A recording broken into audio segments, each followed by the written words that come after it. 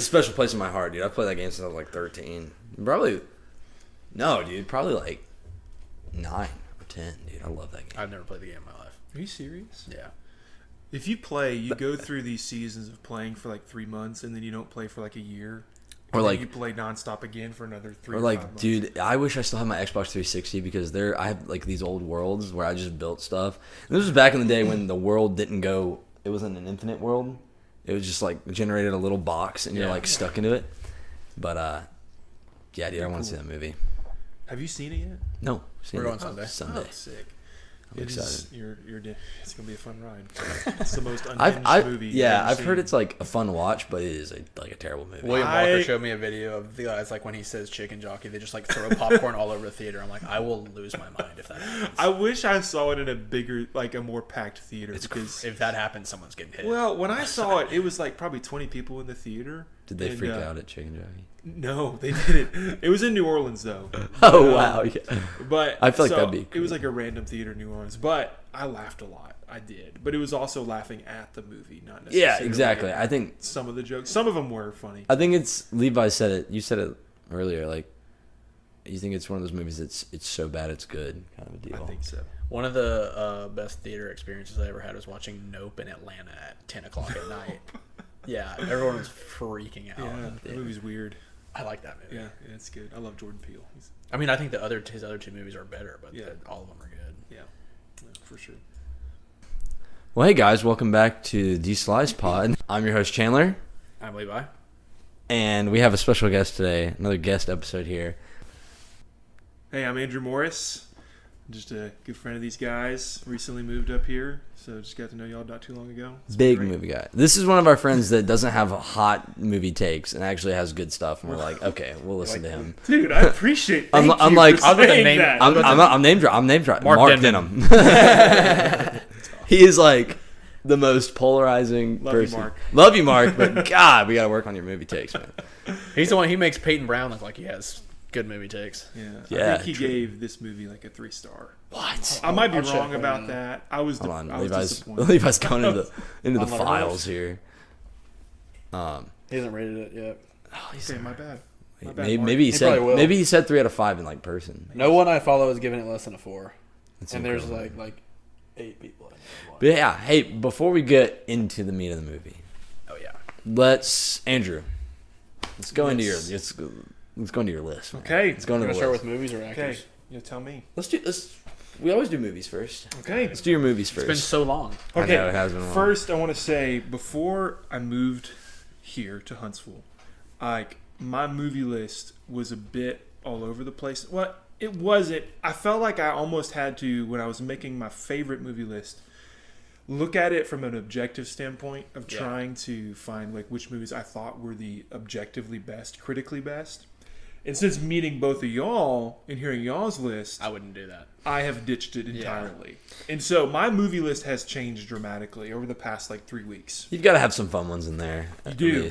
I haven't looked at his list in a while, but I think I still know what his number 1 is. Yeah, my number 1 has not changed. Okay, yeah.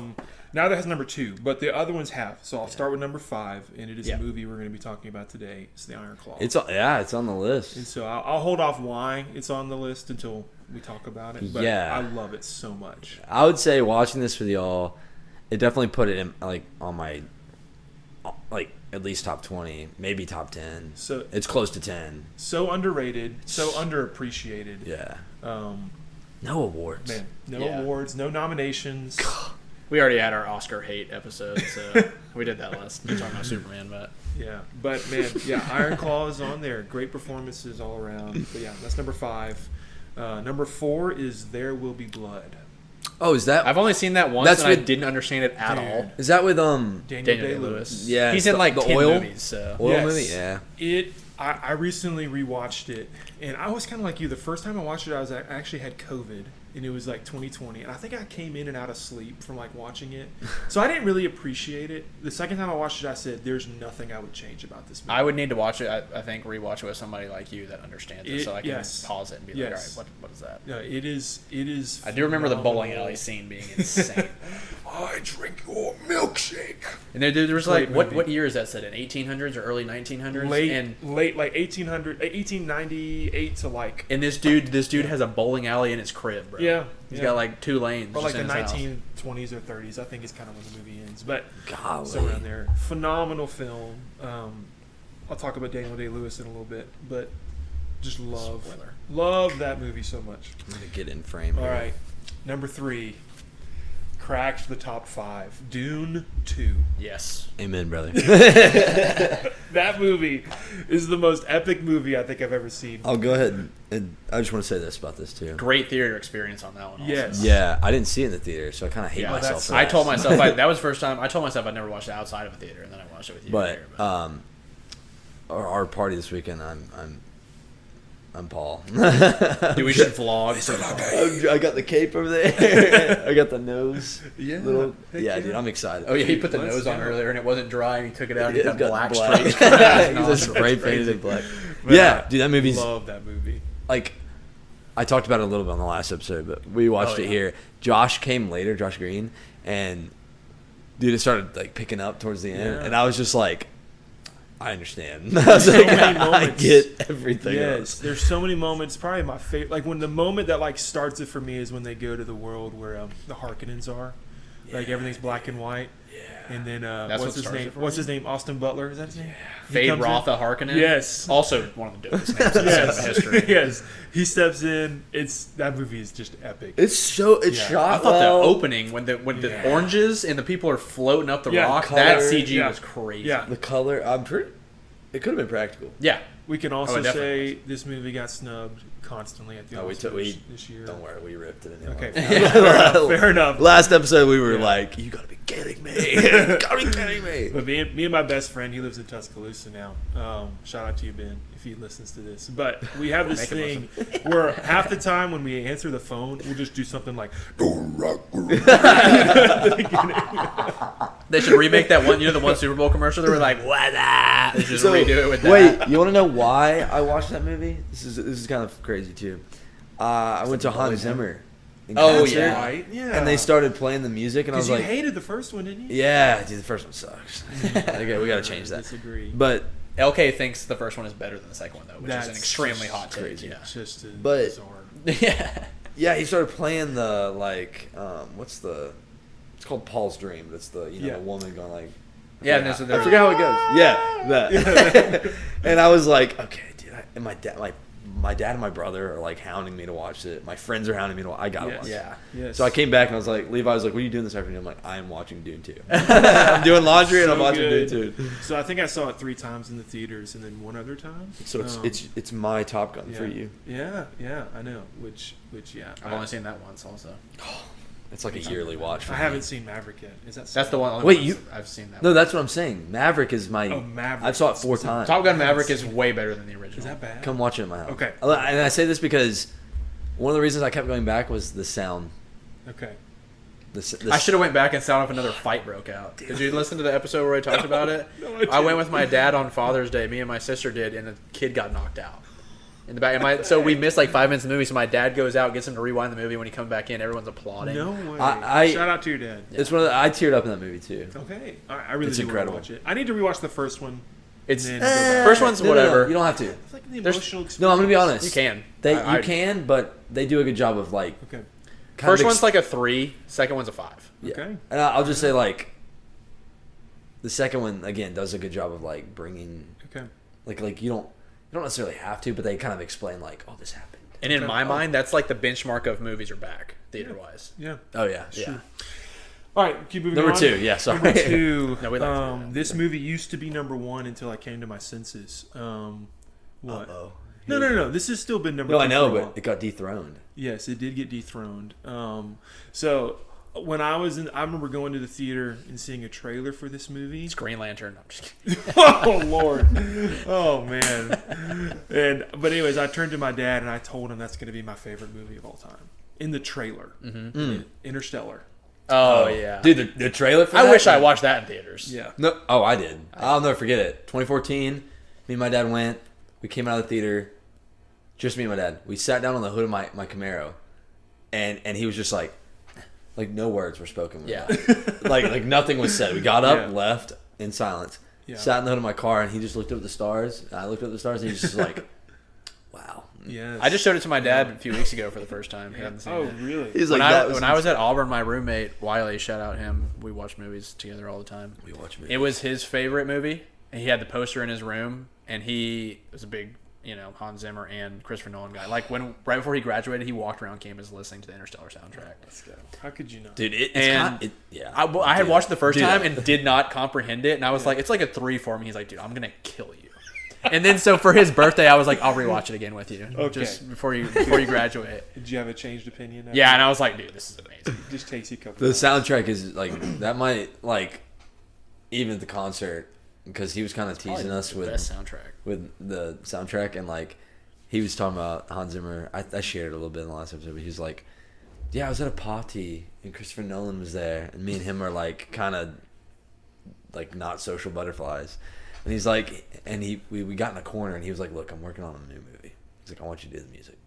He's like, "You think you could do like a space opera kind of like like kind of pitch the like overall theme of it?" He's like, "Yeah, sure, I'll see what I can come up with." And he's like, "Yeah, I went in the studio, kind of used the organ and everything, and then he came in." And I performed it for him. And I was like, "So what do you think?" And he's like, "Well, I got to write the rest of the movie." And he's like, and he's like, "Cool." And dude, yeah, like you said, the trailer. Yeah. I watched the trailer the other day just because I've never seen people the were trailer. like, it kind of resurfaced. Yeah. People were like, "Dude, this is kind of an Oh yeah. sleeper trailer. This is such a good trailer." And look, What won Best Picture? Oh, I know what won Best Picture that year. Never mind. Whiplash won Best Picture. Yeah, which is deserved. It's a good. good. That's also It's not better than Interstellar. It's but not. Also, 2014 might be the greatest year of movies ever. So Yes. But so Interstellar for me, it was. So I'm a type of person that has to have some type of emotional experience with a movie for it to be in like my favorites. same. I'm an emotional guy, Yeah. and it's the scene when he comes back off of the planet where every minute was 7 years, He's watching. and he just watches his children's lives play out, and it just breaks me every time. Like Yeah, it's rough. he's just sitting there crying and like almost like oddly smiling and laughing. It's like that's my favorite scene of It's almost crazy. maybe any movie. Yeah, it's that was like one of the most popular scenes from anything ever. it's Oh, yeah. emotionally packed for sure. Yeah, so that's I mean, me personally, I'm emotionally dead inside, so I don't cry at anything. But we can talk about that later. we'll pack that one. All right, number one. Number one, drum roll. Because this is my list, I get to group 3 movies together, and it's Lord of the Rings. Yeah, amen. Fellowship specifically, though, right? Honestly, yes. Yeah, because me too. Fellowship's Rewatching good. it this last time, like Fellowship was down. Which Fellowship's some people so have good, given me dude. It's so good. yeah, people have given me hate for that. No. The Balrog scene scene. alone. We'll agree with you. Yeah. Look, I think Return of the King is good. Oh, yeah. I just think there's just this charm that the first one has. yeah. Kind of setting up everything and like kind of bringing you in, and you kind of like. I just think like there's more quotes, more memorable things that happen in the first than Yeah. any of the I other. feel- You Shall Not Pass has got to be the most memorable line Exactly. of all 3 Oh, movies. yeah, Exactly. for sure. Now, I'm probably not the truest fan because I haven't seen the entirety of the extended cuts That's fine. of any of them. Yeah, okay, give him a look. I'm sorry. I did actually try to watch the second one with the extended cut, and I didn't like it as much because the pacing was different. There's some context stuff in the extended edition of the second one Yeah. that really helps, though. Okay. I mean, I was like, oh my gosh. Boromir's whole little, Yep. yeah. Yeah. Boromir's in that movie, Yeah. which is crazy. Yeah, Yeah. that's But my only in favorite. the extended. Yeah. I had Scenes. no idea. That's actually pretty interesting. And that the context from that helps a lot about Okay. you seeing like his dad just being the worst. Okay. And it's funny Alright. that you say that. Like, if they're your favorite, man, you should watch these. Alright, The fair extended, enough. like, because I did that when I was in Colorado for work, like once a night. I did one a Yeah. night. When we got back, and we did like the whole thing with Grant and Yeah. Josh. Yeah. And I cooked. We And- did it at 7 a.m. Yeah. It started at 7 Good lord. and it ended at 6. Because we were trying to get, it was the day of the national championship, so we were trying to watch the Okay. national we ended championship at that night. 6:30 Wow. that That's- night. That's crazy. and Well, it was awesome. one of the things that I love about it that I feel like so many movies are missing today is just such an attention to detail. Mm-hmm. Like everything that they did, they put so much effort into that. And I feel like so many movies don't actually care about the source material nowadays. Absolutely. I'm hearing about some movies coming out like the new Lion Wish of the World or the new Narnia series. Yeah. They're going to screw that up, Oh yeah. which makes me sad. I'm glad they're making they are starting with the Magician's Nephew though. It's not Yeah. just going to be straight. which to I the Lion, Witch, just and the read Wardrobe. like 2 weeks ago. I read it when I was Just a finished kid. it. The book, the But Lord I'm of the gonna Rings rewatch books are. Me and Levi have read the Lord of the Rings I books. have not read Just those. finished Pretty good. the last one like a week or two. There's a ago. few things that make sense to cut from that are different from the book, And but also, the yeah. Battle of Helm's Deep is way cooler in the movies. Than it is Okay. in the books. the book it's The like book, they're like talking about half orcs and What's just like- like describing them. it's like the Battle of Helm's Deep is like 15 pages. Yeah. It's Really? it's not And long. also- That's it? it's not But long. Treebeard is 27. Yeah. And when you listen to Andy Serkis talk, he does it with the voice, so it's like a 2-hour chapter. Yeah. It's, No it's way. insane. That's pretty cool. Yeah, those movies are incredible. Yeah. Like You should watch, if you haven't seen the reunion that they did on like Zoom with Josh Gad during COVID. He would do reunions of like series, and he got the whole cast together. It was sick. All right. What Well, did they great cast, epic, just That was Orlando Bloom's So first good. role. He wasn't even done with. He hadn't even graduated drama school. really. Yeah. what a way to start. That's crazy. Yeah, no kidding. Yeah, there's. I think. Yeah, it's just. Just watch those movies. Like I can't recommend them enough. Talking to you, John Sisson. You'll cry. I cry at the end of every one of them. It's so good. It's so good. End of every one of them. I mean, And- third one for sure. All of them, I cry. What even happens at the end of the second one? Sam's monologue, where he's talking Oh, about like yeah. stories and how we're insignificant, but hey, those are the stories that really matter. And you're like, oh my gosh, he's so right. You're just like sobbing. All right, actors. All right, yeah. Hey, let's move into actors. Let's start from So, 5 again. Yeah, start Okay. with 5 to 1. Yeah. Yeah. Okay, all right. I will give two I'm- shout outs. Two shout outs. Okay. Yeah, that's Honorable fair. mentions. The first one's Christoph Waltz. But it's only because I've seen him in 2 movies. Like, well, maybe the what was it? Skyfall was it Skyfall he was in, or was it He's in, Spectre? Spectre. Sorry, Spectre, Spectre. I don't really remember Spectre. I should probably rewatch that. But Christoph Waltz in the Tarantino movies are just Yeah. he's- Good guy and bad he's guy. phenomenal. Yeah, man. Like so engaging. he's so. No good. one else could have acted those parts, I think. So shout out to him. And then, okay, I'll do 2 more. Jake Gyllenhaal and Javier Bardem. I'll just say both of those guys are Sure. phenomenal. There's Skyfall. There's Your list Bardem. is so Yeah, different. yes. Your list is so. My number 5 was like Jim Carrey. Well, okay, all right. Well, no, this is gonna be similar. Number 5, Steve Carell. Wow. No. I love Steve Carell. I'll give you Shout a out because he'll go from like The Office to Yes. like is it Foxcatcher. Good Boy? Oh, I don't know about No, that. not, the one with Timothy, where he's like Oh. a drug addict and he's his I haven't dad, seen and it. he's like, "I love you, son, no matter what happens." I don't know if I've seen that. I think it's have Good not Boy seen or like. Hold on, I'll look it up. Keep going. it. I know this is a movie podcast, but The Office is my favorite show. Oh, it's great. Steve Carell is probably my favorite TV character of all time. Did you ever watch that Space Force? I did. I didn't. Beautiful I didn't Boy. really like it. Beautiful. Yeah, I have heard. Oh, Beautiful yeah. Boy. Yeah. So, with Timothy. but Foxcatcher as well. I've never heard of that. I've You heard ever of heard it. of that? That was fairly recent, wasn't it? Yeah, I mean, like maybe the last 7-10 years. I was thinking like post So 2015. y'all need to watch that. I think Channing Tatum is also in that. But wrestling. Yeah, movie, that sounds right. He's not bad either. I like him. Yeah, I like yeah. Channing Tatum. Whoa. Hey, Calm down, Hey, buddy. whoa. he is a Why menacing. you say that? He's He's a a menacing sleeper. character. In Menacing that? character in that. I also love him in Little Miss Sunshine and The Big Short as well. Oh, Big Short's great. Yeah. Wait, so which one's your favorite of those? I probably, if I had to choose a movie, probably Foxcatcher. I was good. Big Short's good. Mine's definitely Crazy Stupid Love.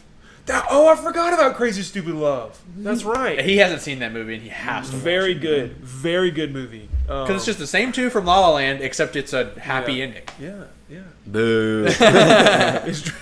I want to be heartbroken. Also, you've probably seen the scene where like Ryan Gosling takes his shirt off in that movie, and Emma Stone's she's just like, like- "Are you kidding me?" And she like, yeah, she like fondling. No, him. she says that out loud. She I says, know, "Are I you know. kidding Yeah, she's like, "Are you kidding?" He was our number 1, wasn't me?" Ryan Gosling? he? I guess. Always. He was a thought for me. I like him in a lot of movies. He is. He's also in The Big hilarious. Short. He is. As well. I'm I don't- telling you that cast of that movie. That's what I'm saying. He is, He- you haven't seen that either, have you? Big Short. Very good I movie. need to. Yeah. Very super. good. Very good movie. That's the reason why we lost our beach condo. Yeah. Well, 2008 they housing made a great crisis. movie out of it. Tough. Okay, number 4, Matthew McConaughey. He He's gets so it because of Interstellar. He good. just He's does. so good. But I mean, Not Dallas Buyers Club as well. Is I haven't great. seen that seen- one. I was Have you waiting. seen True Detective? Yes. Oh, that should definitely get a mention because that season, God. the first season, I haven't seen the so rest of them. good. First season is phenomenal. It's perfect. Him and Woody are like. Woody Oh, they're Harrelson- best friends. They're He's a best great friends, actor, but too. apparently my brother did the research. Apparently, the reason why they're best friends is because like somehow they're related, Yeah. slightly. Probably like a cousin. They're like third or fourth removed cousins. They're both kind of crazy. So I guess I'm that like makes that. sense. They're both from Texas, Yeah. which makes sense. Like North So Texas. Interstellar is your favorite? No doubt. But he's good in The Gentleman as well. Oh, that's mine for Yeah, sure. same. I love that movie. It's a great movie. That movie's. That's in my top 5. Okay. You see that movie, Chris? We're gonna So, watch The Gentleman okay. with Chris. Yeah, It's you need to so watch it. good. It's I also I just need have a to weird rewatch thing it. for like British everything. Did we so- review it? Yeah. No, we just watched it. We just watched it. And y'all mentioned it I'll before. do it. The pacing of that movie is so fun. It's incredible. If you haven't watched, he made a show also called The Gentleman. Guy Ritchie did Yeah. it with a completely different cast, kind of the same storyline with Theo James, and it's awesome. That was one of those movies that came out in theaters, I think. Yeah. And I didn't care to see it, but then I watched but it. then it came out on like Netflix while I was in college, so I watched it in college just by myself, and it ended, and I was just like, I've probably seen it Yeah. 7 times. it's like Dude, holy I smokes. was watching it with all That's different great. people. I'm pretty sure I only went to go see it because I had Movie Pass. Oh, it's so If that was the right era. I think it was 2019. Yeah. That was the first summer I had A-list. Yeah. So me and all my friends went and watched It's it. so what- good, that's- dude. that's what it's happened such to an Movie incredible Pass. movie. Yeah, it's a great movie. Okay, number 3. Number 3. I think this is a underrated actor, Ray Fiennes. Oh yeah. Oh, yeah. I thought he should have won Best Actor this year for Conclave. Yeah. I really want to see that. I movie. had Timothy Chalamet on there, and then I watched Conclave and switched it to him. Really? I mean, I think he's phenomenal. Honestly, my favorite movie is probably him as Voldemort.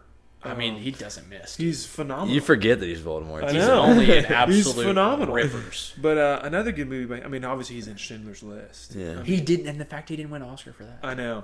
But The Menu as well. Have y'all seen The Menu? Oh yeah, Grand Budapest. Grand Budapest. Yeah, is- that one as well. I don't love Wes Anderson. Yeah, Wes Anderson. Yeah. So I didn't love Grand Budapest. I thought it was funny. It's not as good as Fantastic Mr. Fox. I'll tell you that. But I'd have to do any of the ones he's in for Harry Potter. Those are my favorite by him. My Goblet of Fire for sure. I forgot. That's a so wild take. I'll say this: I forgot That's my he's favorite. Fair in enough. the Daniel Craig James Bonds. Yeah. Yeah, Yep. And so I rewatched him right. Yeah, I rewatched those. He wasn't. He was like a politician, but then He takes over for somebody, doesn't he? spoiler alert, she dies, and so he, Oh yeah, he and then takes yeah, over. Yeah. Yeah. Makes Which he was. I was like, God, dude, those Daniel Craig James Bonds are freaking good. Yeah. That was 3 or 2. That was 3. That's Okay. 3. Okay, number 2. I think one of y'all has this guy in the list, Hugh Jackman. I think it's on me. Yeah. Yeah. Because I had Ryan Reynolds and he had. I think I had him on the list for. Oh, because he goes from like Wolverine to like Greatest Showman, Yeah. and you're like, because that's the thing with me. With the terms of great actor, look, I love Tom Cruise. And movie 43. Just throwing that. Love out there. Tom Cruise. He's got the. No. I know. I love Tom Cruise, but at this point, he's just playing himself. The Rock just plays himself. You Jack love Black. Jason Statham, but I mean, he just plays himself. I just like that he does his own martial arts. He does. That's pretty cool. That's Same with fair. Tom Cruise. Will Smith plays himself in a lot of. That's why I like Will Smith so much. But true. that is to me what like if you got I say you got legs because you can like do a lot. yeah, You can jump high. You can do anything. And so like you go from like singing a musical to like Wolverine, and you're like grunting and screaming and cutting people up. And you're like, and his shirt coming off at 56 Yeah. or whatever. he Yeah, is, and he's still Yeah. So my favorite movie that he's in is Prisoners. Me too. For sure. Yeah, think of another wide range of acting there. So I gotta him in rewatch that soon also. Dark movie. He is a dark character in that movie, but He kills it. oh yeah, so good. oh yeah. And Jake Gyllenhaal Yep. does too. Shout out to him. Honorable I mention. love him, dude. Have you seen Donnie Darko? Yes. Oh, dude. Because He didn't really. No. He liked it, and then every time we talk about it, he likes a it lot. less and less. I That's like one it of my a lot. favorites. It's bizarre. so It was in my top 5, and then we It's so rewatched The dumb, Gentleman, and it dude. jumped. But no, Prisoners is phenomenal. That movie's great. But so I actually just watched Logan for the first time. I saw your review. Shout out to Chris over there. Wept. We watched it together. Did you weep? No, You didn't weep at the I end was of in that? the car, and so it wasn't like a good environment. That's fair. For it. Who was driving? Me. No, I'm joking. Wait, wait. Have you seen it? Wait, what's happening? Did you weep? Did you weep? Yeah, Yes, It's Yeah. so good. How many times have you Yeah. seen it? like 3 times. yeah. That's one of those. That's I've a, seen it twice. that's a movie that makes me cry. It got into my top movies. Like it got into my top So 70. good. So great movie. And I like Deadpool and Wolverine, but I kind of just wish it I love it ended with that because it was so sasatisfying for an ending. Yeah. You know, he's Oh, with finally like, Logan? Yeah, but they I'm make dying. fun of the fact that it didn't. I know, so. but I'm just like, he's finally like, I'm dying. Yeah. I'm gonna go. He's gonna rage right now. I like X-Men Origins Wolverine too. I like it because I watched it in theaters when I was like 9 years old. So movie it's like sucks. it's a core memory for me. Oh man. I'm keeping it in here. Sorry, Ryan Reynolds. Oh, That's such a man, bad sorry. movie. I dude. like it. I like it more than The Wolverine. I think The Wolverine's not that good. The samurai one is so the one good. where he's in Japan? Yeah. I think X-Men Origins is I better. think I hadn't seen either of those in a while, but I just remember hating Origins. Hated it. I was 9, bro. Fair I'm like, enough. this is awesome. I mean, yeah. Fair enough. To be fair, when he comes out of the water screaming, you're like, okay, Oh, I know. He's got sick. But hey, one other Hugh Jackman movie you can't forget about is The Prestige. Oh, facts. Oh, yeah. I need to rewatch that one. So good. I think that's one of Nolan's best movies, too. Yes. Yep. All right, number 1. Number 1, hands down, no question. This is my favorite actor of all time, Daniel Day-Lewis. Oh, that was not what I was expecting. Well, I Who were remember you he expecting? spoilered the earlier. Yeah. He's like, I'll talk about him later. Yeah. Who were you expecting? I don't know. Have you even seen a Daniel Christian Day-Lewis Bale, movie? maybe. mean, Christian I think I Bale's have. I don't. He's can't- in like 10, so. So Daniel Day-Lewis, watching him, there's 2 acting performances that to me are the best, by far the best performances I've ever seen. There Will Be Blood, and then him as Bill the Butcher in Gangs of New York. Oh, I have seen that one. So I don't actually love Gangs of New York, Yeah, but it's- his character in that movie is just phenomenal. see how Every many time he's movies on the screen, I just can't look away. Like, he's phenomenal. Hmm. He's so engaging. So, like, his voice. What is it? Gangs of New York. Yeah, Gangs of New York. That's Martin Scorsese. Just Those are talks- the only 2 I've seen of him. Yeah, Lincoln. You seen Lincoln? No, I have a lot of these on my Phenomenal list. Lincoln as well. He's, I've been wanting to watch Last of the Mohicans for a while. Me too. And so I need to see more of him. But like those 3 movies are, I think, the only movies of him I've seen. I want to see Phantom Thread. I want to see Last of the Mohicans, and there's another movie I want to see. But I mean, listen to like the way he talks in all of his movies. It's all very different, Mm-hmm. and it is like so spot on. I mean, He's he very won- picky about what he's in. He right? is. Yeah. He's not. And he's retired now. Yes, he is Yeah. not like in The Rock. everything like every year, or even in one movie every year. Yeah. But has the best voice like in every single one of his movies, and I just like you gotta watch There Will Be Blood again, and like just his character the whole way is reserved and like cutthroat at the same time, and it is bizarre. Yeah, Like, because I haven't seen it since probably 2021. you gotta rewatch it. Like by far the best actor, and in like I said, Lincoln as well, where he's this more reserved character. Like he embodies what I imagine. Lincoln's a Spielberg movie, isn't it? I think so. He's got legs, man. Yes, he does. That's right. He does. Can do Lincoln to There Will Be Blood. Because I've seen that scene where he like crashes out. Yeah. And Yeah. There Will Be Blood. Yeah. But they're like, they get him to confess or something. Yeah. Oh yeah. And he's like screaming. Give me the blood. I want the blood. Yeah, it's like It's crazy. so funny. It's so funny. It's a great performance. I like that list. Thank you. Thank you very much. Mine was. Hey, it's your favorite. It's your favorite. Yeah, it is. I think I had Tom Cruise on there. I can't remember. You did. You had him at 2. Shout out to him. Love Tom Cruise. I mean, he So kind of plays sick. himself in a lot of stuff he's in. Oh, I know, but I just love that he's just like, movies are back. I'm on the side of an airplane. Let's and go. He does his own stunts. I mean, Like- come on, give him credit for that. He brought movies back. Yeah, we'll but talk about have it. you heard like the audio of like when they were filming one of the Mission Impossibles like during COVID? And he was just like ripping into people for like like work harder, do the whatever. We got to get this out on time. Relax, dude. This is all being cut. You will never. All right, have fun at Scientology school. I don't like that too. My buddy Nick has a conspiracy theory on that. He thinks that The whole thing is a conspiracy. No. theory. He thinks that, especially about Tom Cruise and conspiracy theory or Scientology. He so thinks that he was into the Scientology thing, but now he's like trying to get out. But they're like, he knows like they'll never let me get out, and so he's like, I'm just gonna do my own stunts, and if I die, so be it. Like I think that's what he's. I feel like Scientology didn't even exist until Tom Cruise came around. Honestly, no one would know what it was if it wasn't for Tom Cruise. Yeah, that's fair.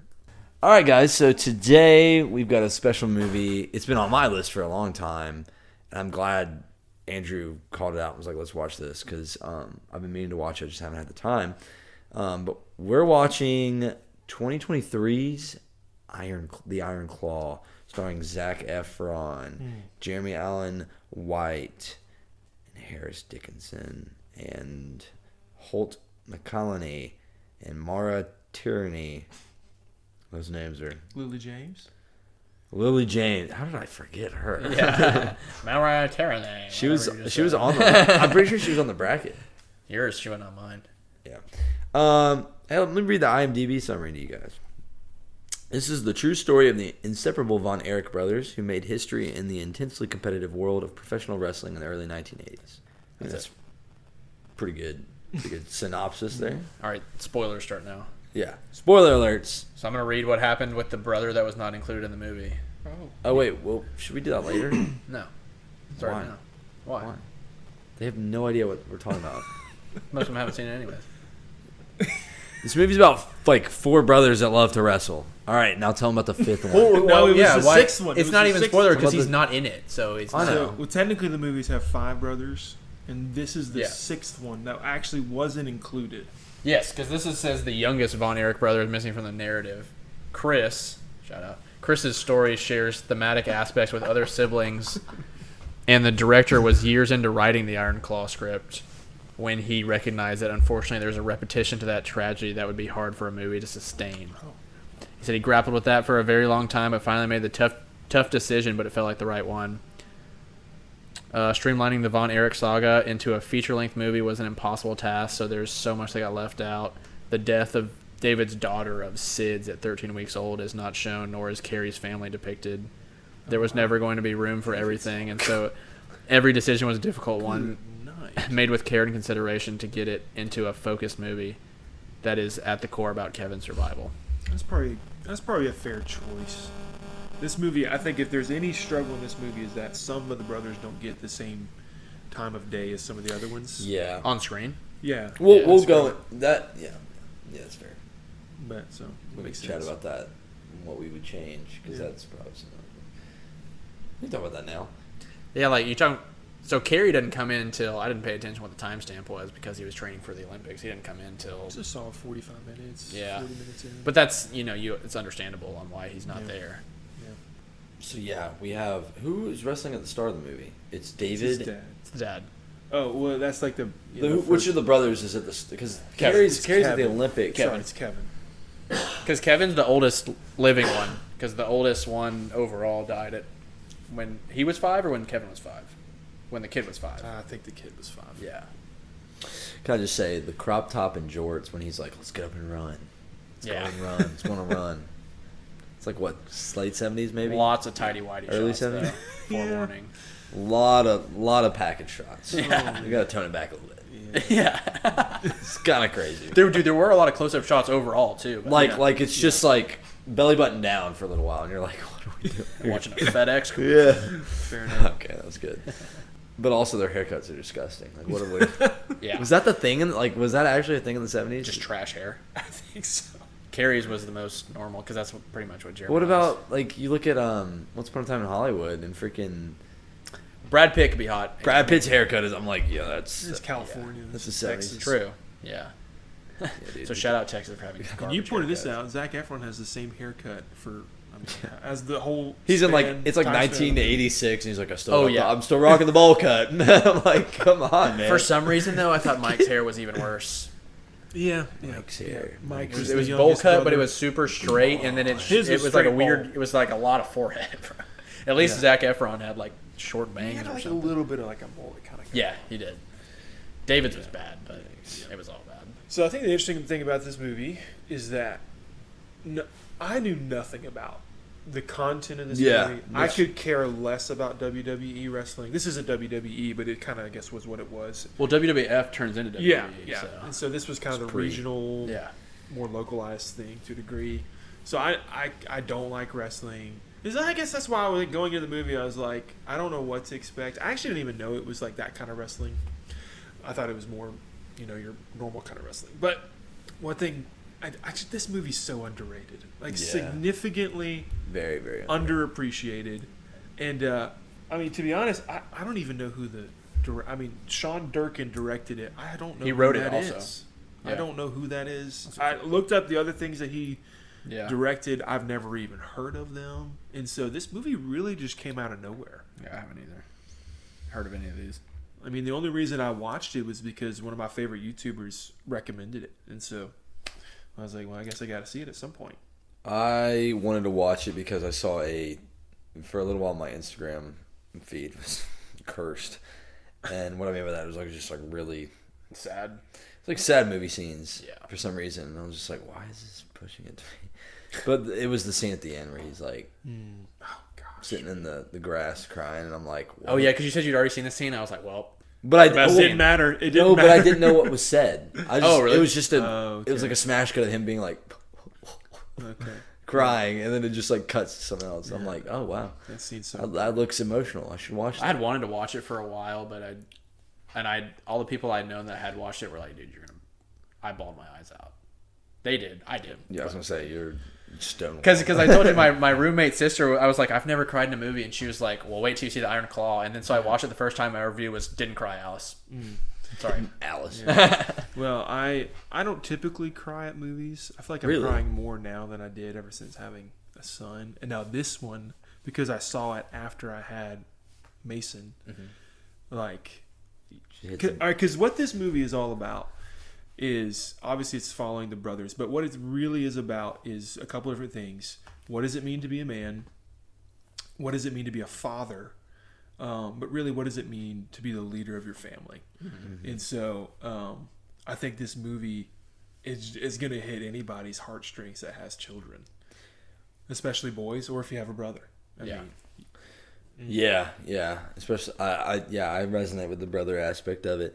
But do you think for the leading the family aspect, do you think it's because like Zac Efron is?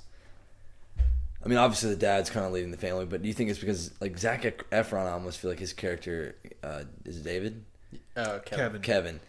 He has almost like you're right, like he's the oldest brother, so he's kind of like. Do you think it's because he just has this like leadership mentality?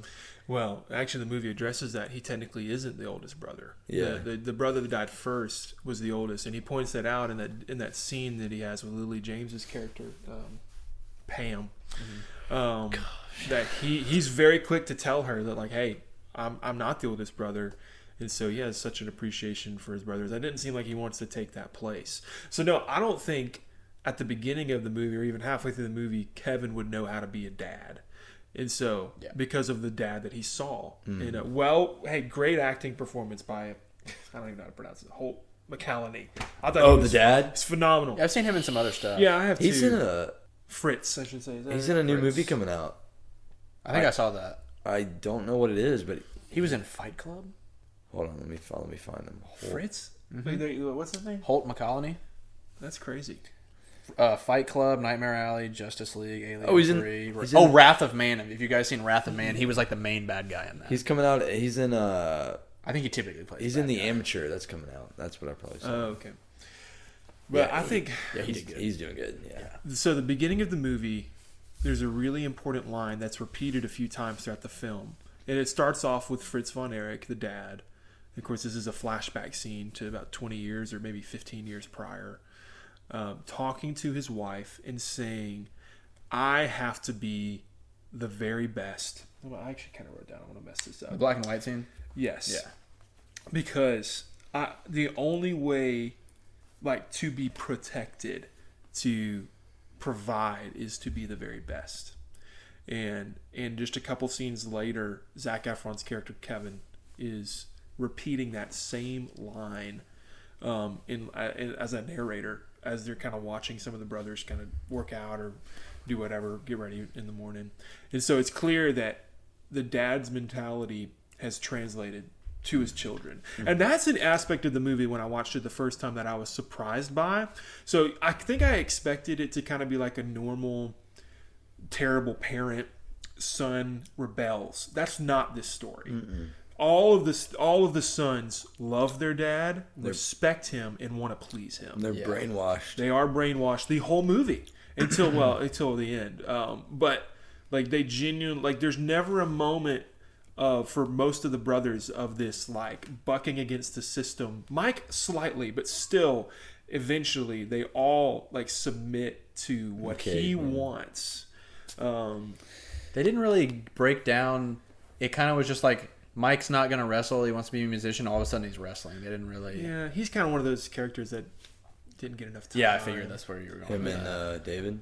Yeah. Yeah. Well, yeah, because Carrie and Kevin probably get the most screen time, but that beginning that beginning portion where the dad says that sets up the entire film. Now, I think what we actually come to find out later that the dad actually that's not his genuine mentality as to why he wrestled or why he's wanting his sons to wrestle. That's a facade. The idea of, we have to provide for our family, we have to have what we need. Like, that's not his genuine motivation. Do you think that was the original motivation? Maybe. Yeah. Maybe. Based out of some insecurity that we probably don't really see.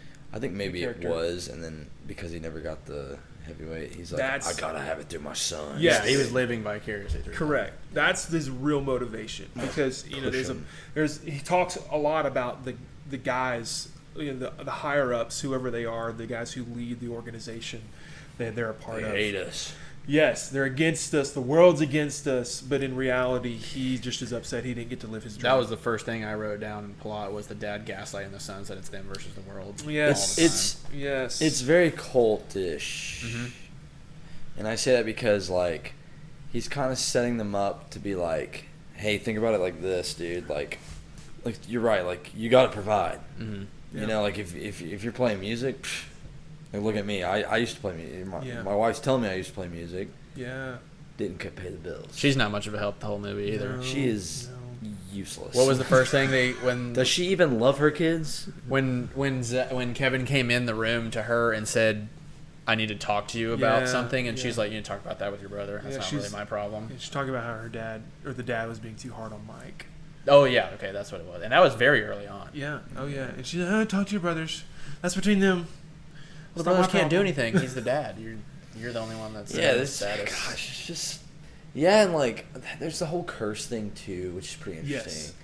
I like that, where I wonder if he's using that and kind of instilled on them like break anything. It down though. Break the curse down. Yeah, so like because so the dad changed his name from Atkinson to Von Erickson.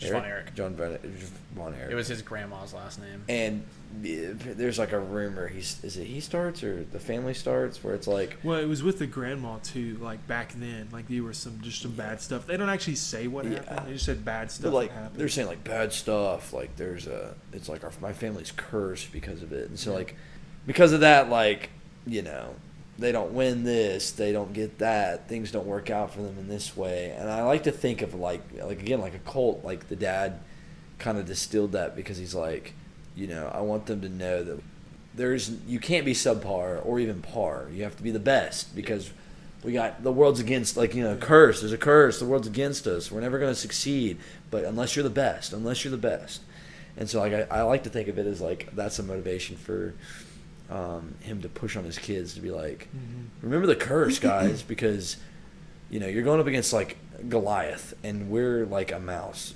Like we're not even David. We're just a mouse. Like, good luck. And it's like really pushing them to be like, you know, you can win though, but you really gotta try. Yeah, it's just so cultish, like brainwashing and gaslighting. Like, on the first date with Pam, when Kevin basically is like explaining the curse to her, and he almost seems like he doesn't believe in it then, but like slowly throughout the movie, it's kind of like he's like, what in the world? He starts believing it, and then at the end, he's like, no, this is. Yeah. But I wonder if that also is just a tool to move the plot, like a plot tool rather than like it being the main storyline of the curse. Or what if it was a real thing? You know what I'm saying? Yeah. Kind of. I don't know if he like just made it up to be like, like if that family actually believed that there was a curse, or if it was like. I think there was. You think it was? They said that at the beginning. I just didn't. I didn't know because they. I mean, dude, if all that stuff was happening to me, I'd be like, damn, we might be cursed. I'm not gonna lie. Like we probably shouldn't change our last name because this is getting too much. Yeah. But.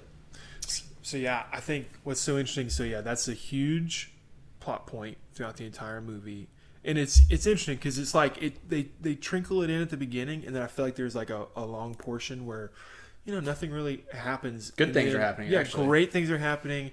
We should talk just about the camaraderie of the brothers. Yeah. They love each other no matter so what. much. It is beautiful. Yeah. I mean, the first like 35 minutes after the flashback scene, is like super fun. The working vibes are immaculate. I mean, it's like the inner tube scene where they're going down the river. That was really cool. Oh, I wrote that down. There's Yeah. a vibe. Those vibes were immaculate.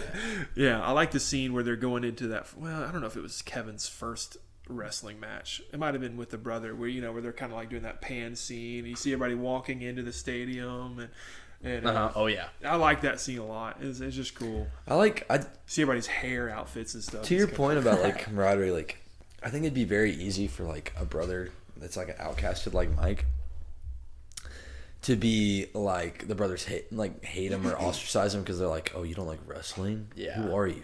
Like, loser? You know what I'm saying? Dad loves wrestling. You don't like wrestling? You like music? You know, kind of pushing that on him. But instead they're like, they sneak him out. you got your first gig, and mom and dad said no. Let's sneak you out. Let's get you. Yeah. Let's go. Yeah. And like, because the whole plot point is like Mike's like, oh, I got my first gig, and the parents are like, yeah, immediately shut it down. The mom's kind of teasing it until he's like, it's on a college campus, and she's like, no, Yeah, that's not happening.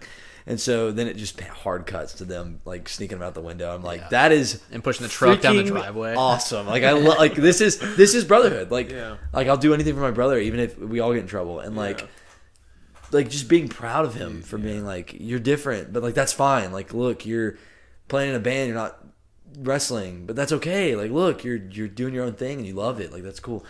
And like, but I think it'd be really easy to just, oh, you're a freak because you're different. You don't like wrestling? Dad loves wrestling. You don't like wrestling? You're a freak. You know? Especially since like before that, when we don't see Carrie yet, but the dad says that Carrie's his favorite because he keeps a list the whole time. Who's his favorite? That's Despicable, right, dude. Yeah, Yeah. talk us through that. What do you? The list. Yeah. Oh. Yeah, so they're like He's sitting like- at the breakfast table, and he's getting on a mic about like eating too much but not working out or whatever. Yeah. And he said, "We all know that Carrie's my favorite, and then Kevin, and then David, and then Mike." So that's the first time we're like, But "Oh, the this list guy's can psychotic. change. He's like, but the Yeah. list can change. We're like, you. And so we haven't are seen crazy. Carrie yet at that point, and then they show Carrie training for the Olympics, and then they show Jimmy Carter talking about they're boycotting the Olympics because it's in the Soviet Union. Yeah. So then Cold War, right? World's against us. Yeah. his dreams get crushed, whatever, and they welcome him home. And The then world's it's them, against like, us, though, guys. There's them playing. Yeah, it just he probably likes stuff like that, honestly, to just pound his. That's what I'm saying. Yeah. sick of it. That's why I'm like, almost wonder if he made it the curse up because it's like, But then he comes I back. can and be like, this is an example. Look, He comes home because no Olympics, and the dad's like, "You should really think about getting into wrestling." And he's like, "I'd love to." Yeah. No, Yes. And Like yeah. that's the thing that shocks me so much. Is like they're just so gung ho. They're like, Dad, I'm here to please you. Kevin, majority of the movie is just constantly just trying to do that Yeah. all the time. It's crazy. But yeah, the brothers, they love each other so much. it's They, like great. you said, they care about what each other is interested in, clearly. And I was listening to somebody else say this, but I thought it was interesting. Like when they get to that scene with the movie, at the party where they're singing the song, that's like the last scene where like everything's okay. True. And what's interesting is like I think at that point I can't remember if David was wrestling yet, but it's pretty much just Kevin. So none of them had all taken the mantle yet to like go full on all of them into wrestling. And so it was like the last time. Everything's good, everything's happy and joyful. And because I didn't know anything about this movie, I had no idea the tragedies that were about to unfold. I was like, man, they do such a good job of pulling you in to love this family. I mean, the Yeah. brothers at least. Yeah. Like you are like they love each other. Like they clearly like have great friendships, and then tragedy ensues. Because Yeah. they never even. The only time they get slightly, even testy with each other was like when they introduced. I don't even think David had started wrestling yet. When the Yeah. guy got DQ'd wrestling Kevin, and Yeah. and David comes in there and starts speaking on the mic, Right, and they're in the right. locker room afterward, and he was like, "Great job on the mic up there." The dad did to David, and Kevin was like, "You should have let me talk." That was like really the only Yeah. time. Yeah. That and then later when him and Carrie, after Carrie loses. yeah, we'll get Oh, into that. man. Yeah, let's Okay. talk about just the. I think at this point we should talk about like What happens? to each brother essentially, like especially the ones the Okay. tragedy stuff because you Okay. brought it up. Yeah. So Kevin starts off as the main wrestler of the family. Yeah, Some life. he is the older brother Yeah. figure, but Yeah. he's not right. Yeah, and what's interesting is like you don't necessarily like at the beginning of the movie know that all the other brothers are about to join in. You just kind of assumed it was Kevin's thing until you see more of the character of the dad and more of the life circumstances bringing Carrie back home from the Olympics. But even before Carrie came home, David started. And I noticed something this second time watching it. When the dad sees David get on the mic to defend his brother Kevin, he recognizes in that moment that David's got the stuff. Yeah. David's got the whole thing. He's got the voice, the charisma, and the athletic, ability to actually be a wrestler. And so I think there's like a moment where you see the dad kind of like recognizing this. He notes it in the locker room afterwards. I recognize that's when he's wanting to move towards Kevin. But you don't see it move towards David. come to fruition until but the whole time, Kevin's dream is to be the world heavyweight. Which is really his dad's dream. Dad's dream. Kevin says that's what he wants. But when David gets on the mic, do you think that's the point where it flips and he's like, I'm going to push David instead of Kevin? That's great. Because clearly he's got it all, and David's just been doing this. He's too good at it. Right. And there's a little scene with the dad and his promoter, because he owns the arena where they're promoting these shows. And he comes to him and says, like, hey, we got some big deals coming through. ESPN is wanting to stream it on Saturday night. And he said, you get X amount more dollars if you have a heavyweight champion. Yeah. And the dad says, oh, we'll have a heavyweight champion. Yeah. And so I think it's like he began to... Like greed and then also, like you said, like vicariously live through them. Yeah. Like, the dad doesn't care about which son it is. He's just trying to figure out who's got the best shot. Because, again, the dad knows he didn't get his opportunity because they're... He kept saying that the whole movie. What a terrible human being. I mean, he's... But what's interesting about the dad's character is he is not your typical outright... Like you have to look a little bit deeper down to realize how much worse he is than other like movie dads that are just... Because they're not rebelling against him? Right. Well, he doesn't physically abuse his children. Yeah. No. He never does that. He actually will encourage them. Yeah. But he says he's proud of them a few times. Yes, but it's manipulative. You're hitting it on the head. It's manipulative, and it's very like you're saying, it's like encouraging. For a purpose. But it's also comparing. Yeah. Because the world of comparing yourself to other people is a slippery slope. Yeah. And it's very easy to do that when... Especially, I feel like, especially at this time, you're trying to impress your dad. He's your dad, man. And in that era, that's what I'm saying. Like, even for me, like I played in air quotes football because I wasn't big enough, but I was on the team. But I always felt like I'm letting my dad down because I'm not starting. Yeah. When in reality, my dad was like, I don't care as long as you have fun and you like do what you want. There's desire. There's just like there's like a natural desire to be like, it's my dad. I gotta impress my dad. Yeah, because he's my dad, and I think that is an excellent like segue into being like, you're right. He's not manipulative. He's not. Or he is manipulative. He's not abusive. Yeah, right. But he's very like, you want to be my favorite? Yeah, gotta get that heavyweight title, and you're like, oh, I gotta get it now. I gotta, I want to be dad's favorite. Right, because he's a character where, they even show him in a scene where they're in a church service where maybe some people from the outside looking in would think he's a great dad. Yeah. He's not an alcoholic. He's present. He provides for their family. He's they LeVar have Ball. Right. Do what? He said he's LeVar Ball. Oh gosh. But he does everything that you would think from the outside looking in a dad should do. But then you look, he actually has an agenda. The entire movie. And it's not to promote his sons. It's actually to promote himself and his name. Yeah. Because you'll see throughout the movie that he doesn't allow his sons to cry, which is another thing we should talk about later. He doesn't allow his sons to look like they're grieving because he cares so much about the image of his family. God, it's just a PR thing. I know. Yeah. It's like any. Because that's what he says. It's almost like any celebrity that exists. You know what I'm saying? Yeah. Yeah. Because he says... Sorry, I didn't mean to interrupt you. Go ahead. No, it's just like you can't look this certain way because it looks bad. It's like, it's a human emotion. Like, what are you talking about? He says, after... I'm jumping ahead a little bit. After David dies, he says to his sons, like, the world is going to be watching how we respond to adversity. Because that was after he told him, don't cry. I don't want to see any of you cry. Yeah, that's exactly right. It is... Anyway... So how does David die? Back to the story. Let's so David... It's him and Lily are getting. That's at their wedding. Kevin At the wedding. yeah. Kevin and Lily, his girlfriend, are getting No, married. Pam. Yeah, Lily. Kevin- is Pam. the actress. Lily James. So yeah, they're gonna get married here in a little bit. Which before that happens, basically once the dad recognizes that David is good on the microphone, has charisma, he gets him involved. It's like the next scene you basically Yeah, see he's him- like, you're going to Japan. yeah. Because Well- you got to get through all- Japan to get to. Well, the not quite. So All four of them in the ring. all three of the Oh, three yes. brothers. It was the three He brothers. said Mike, because Mike was in there too. Correct, right. Well, the three were wrestling, and then Mike ended up showing up. But they did like this 3-on-3 battle, and they were the 3-on-3 champion or Yeah. whatever of the state or whatever. And that's when he announces to the world that David was going to be the next. And of course, that was a big shock to Kevin. Yeah, we 'Cause- zoom in on Kevin's face. and Right, he's because like, his whole life, it had been Kevin as the wrestler. Yeah. you wouldn't do that, Dad. And I think something that's important to note about the characters you see at the very beginning of the movie, Kevin is the one getting up early to go out on a run Yeah. to work out. David is about as lazy as all the other brothers are, maybe besides Mike, but Yeah. Mike's just not as strong as David.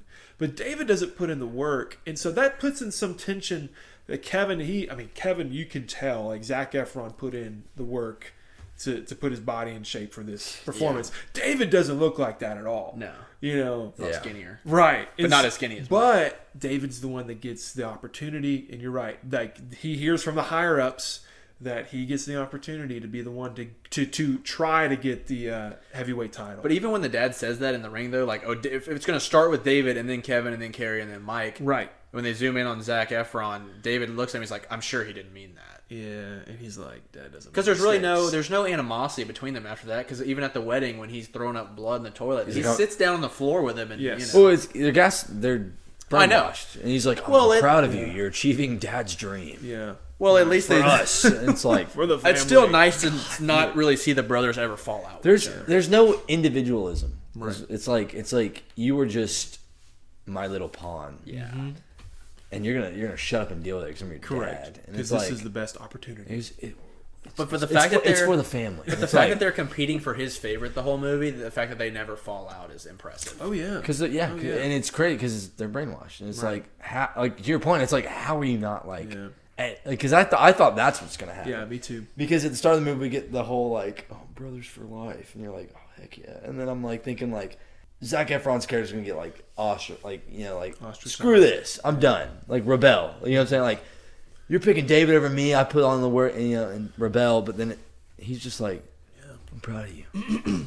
Yeah. I wish I was you, but yeah, I'm proud of you. Yeah. And you're like, what? And you're like, that takes a lot of Yeah. Oh, yeah. will and love to say that. Like, that's crazy. Yeah.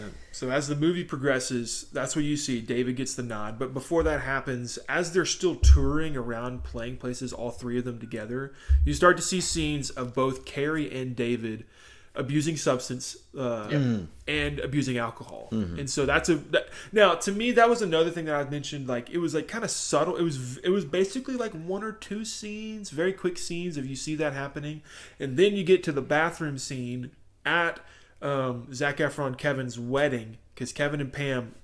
In that same montage of seeing his brothers do substance abuse, he's actually moving into a place, to an apartment with Pam. He's so like, very different trajectory. American Dream. Right. Yeah, like I'm getting ready to get married, beautiful Yeah. wife. Very probably gonna have different. some kids, got a new house. Right. Because you find out in the bathroom scene that she's Correct. pregnant. Yes. Shotgun wedding, he says. That's when, because that's when he goes in the bathroom and David is someone is throwing up in the bathroom, and Kevin finds out it's David, and so he's like, "Are you okay? Because it's blood." He's throwing up blood, like a. And David's like, "No, I'm good." gross. And then he sits down on the floor with him and tells him that Pam is pregnant. I just love how he's like, it's just a bug, man. Like, I don't. Yeah. I'm like that's not a bug. I ain't Dude. seen no virus like You've got parasite. blood all over the toilet seat. Yeah.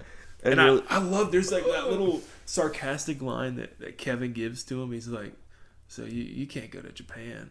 And then they both just snicker because they both know He there has to. is no option of saying no to that. Yeah. And so for a split second in that scene, I thought there was going to be like, oh, you can't go to Japan. Oh, because you want the Right. the title, huh? And like just like butt head. You know what I'm saying? Like butt heads. And I was like, oh, wow. And then he's just like, yeah, you gotta go. And I'm like, dude, you are brainwashed, and it's insane. Yeah. But yeah, so David is throwing up blood, and is it assumed? Like I thought. I mean, it's probably because he's taking steroids. Yeah, they showed him take A lot of steroids. Yeah. Well, Or it's just alcohol poisoning. it's either just of one them. scene of Intestines, steroids, yeah. but Yeah, it's true. smash cuts to yeah, like he's after at, the wedding. He's at home, right? Yeah, so it's like It's a call. the only scene after that is they literally are dancing at the wedding, and then Doing the Cowboy 2 step. Yeah. I'm like, this has got to be a Texas thing. Hey, one last thing I will say about Kevin's character. Like, the movie clearly makes it that Kevin is the main character. Yeah. And they do a great job of showing his character. He is innocent. He is a little bit naive. Timid. He's very timid, very laid back. He's not good with, like, girls. He doesn't know how to flirt or even ask a girl out. Somehow he pulls Lily James. There Don't you know go. how. I know how. Oh, yeah, he's Zac Efron. jacked. An athlete. But anyways, even in that bathroom scene, like a couple scenes prior, it did kind of show Zac Efron or Kevin, like he was like upset, but he was very quick in that bathroom scene to just apologize and say, "Man, I was a little upset, you know." Yeah. But I'm sorry for that. And so that's just a part of his character. But you're right. A couple scenes later, Kevin is driving to his dad's house. Yeah. Such a bizarre scene. He walks in. His dad is just sitting very stoic At the table. and just said, That's always though, but "David is dead." David's dead. well, but you can tell Kevin's like, what's wrong? What happened? Yeah. He said, what happened? They say, like, they found him in the hotel room. David died. Yeah. His intestine burst Yes. or something. And now, one thing I want to point out is Kevin says, "How could this happen?" Or "How did this happen?" And I think that the answer is right in front of him. It's because of his dad. yeah. Like, He's blinded by that is how this pressure. happened. Yeah. His dad was the cause of David's death. Although it wasn't the initial cause, he pushed his son so hard, had such an influence on them that was what he did. I mean, he went way too far, pushed his body way too far, chose to go to Japan even though he spit up blood, and he passed away. And then the postcard that they show is probably the first emotional scene, which also the director said that did not actually happen. Okay. The postcard? Yeah. What's the postcard say again? He's talking about, like, I'm just in Japan. It's just to giving him a little update. And it says at the bottom, it's like, I'll probably be home by the time you get this, so I don't even know why I'm sending it. But if he didn't send it, just imagine if he didn't send it. And I think from that point on in the movie, that's where everything really turns. Mm-hmm. Like, the whole tone of the movie shifts. Because it's honestly, even though you're seeing some things about the dad that's concerning, I mean, there's still even some of the music whenever he talks and stuff like that is kind of, a little bit down. But, evil. like, it's so joyful with the brothers, and then it gets to this, and it's like, oh, this got real. It just got real. So who's next up on the... Carrie gets in a motorcycle accident. Yes. He doesn't die. He loses his foot. So that scene what is happened? insane. Dude, yes. Because I didn't know what was going on. I was like... What happened? Well, okay, so... Well, Going before my we go- perspective. Yeah. Set it up and then I'll... Okay, I'll so get to the scene. after David passes away, they have the funeral, and this is again the scene where he tells his cry. boys, all three of them, like, "Hey, don't cry." And in that same scene, he's like, "Now we got to think about our title. Oh, Like, yeah. Coin like flip. as... There's still an opportunity It's on the insane. table." Like, as soon as the Yes. funeral's over. Same day. They're sitting right outside on the porch, and he's like, okay, so who wants to go for the title? Yeah. He's like, to fight Ric Flair? Harley, no. no, Ric Flair. Ric Flair, No, yeah. it wasn't Ric Flair yet. It wasn't Ric That was for Oh, wait, maybe it was. I think it was. 'cause Coin flip was for Ric Flair. That's right, because David died, and so that Ric Flair beat the dude he was supposed to fight. Yeah, and he's like, I mean, Yeah. same day. Yeah. Like, he's like, we still have an opportunity. So, who wants to please Papa? who wants the who Cut wants that out immediately. who wants the belt? Who wants the belt? Yeah, and so they, Kevin, Mike, yeah, Mike got that. Carrie. yeah. So Kevin is like, I'll do it, but then Carrie is very quick to also say, like, no, like, I want it. Yeah. And it's like, that's again just the effect that the dad had on their children, where, like, even at his own funeral, his brother's funeral, I gotta be. And when Carrie steps up, Kevin's like, no, what are you doing? No, I've been training for this for This like is whittling my opportunity. 2 years, 3 years. And so they flip a coin. And there's some thoughts on if that was real or not. I remember we talked I think about it said that on there too, but I didn't pay attention to see if it was. So, Where do we go from here before They flip the coin, and it turns out that Kerry does actually get the nod. So does he get on the bike after that? No, Kerry. I think the next scene is Kerry winning. Then it wasn't Ric Flair because You're Kevin right. fought Ric You're Flair. right. You're right. Yeah. So it was got still DQ'd. that other dude. Harley Street. Or Yeah, something like that. Harley race. Yeah. Street race. And Nice. so then they. One of those. Yeah. So he wins. Yes, he wins and becomes like their first heavyweight champion. He comes home. There is that scene. There's that scene where he puts the belt down on the table, and Kevin is there, and he's like, "Man, how do you feel?" And you can just tell that Kerry is not satisfied. Yeah. Like Kerry is not. That's what greed does to you. Yeah, Kerry's not genuinely happy. So he goes for a ride. And so he says, "I'm just gonna go for a ride," and he'd already been After drinking. they show that. He's drinking. So this is. I'm going to tell you my perspective because this was. Oh, because you were the first time we'd both seen it before we knew it was. It was a bombshell for me. Cuts to him on the bike. Because I turned to see if he was paying attention. And I thought I was like, you're going to watch this part. He's going down like a 2-lane road, like back country road, whatever, and he's like flooring it, and it's dark, and it's just a close up of his face. They zoom all the way in. Yeah, and my brain is thinking he's gonna get in a wreck and die because we've already seen one die. Like I'm starting to get ready. Guaranteed, he felt. I know it's a sad movie, so I'm like, what's gonna happen? Then we smash cut in the morning, and I'm like, okay, like he's got a little bit of road rash. a little bit of road rash. Getting out of bed, he's on crutches. I'm like, maybe he did have a wreck, but it wasn't that bad. Yeah, maybe.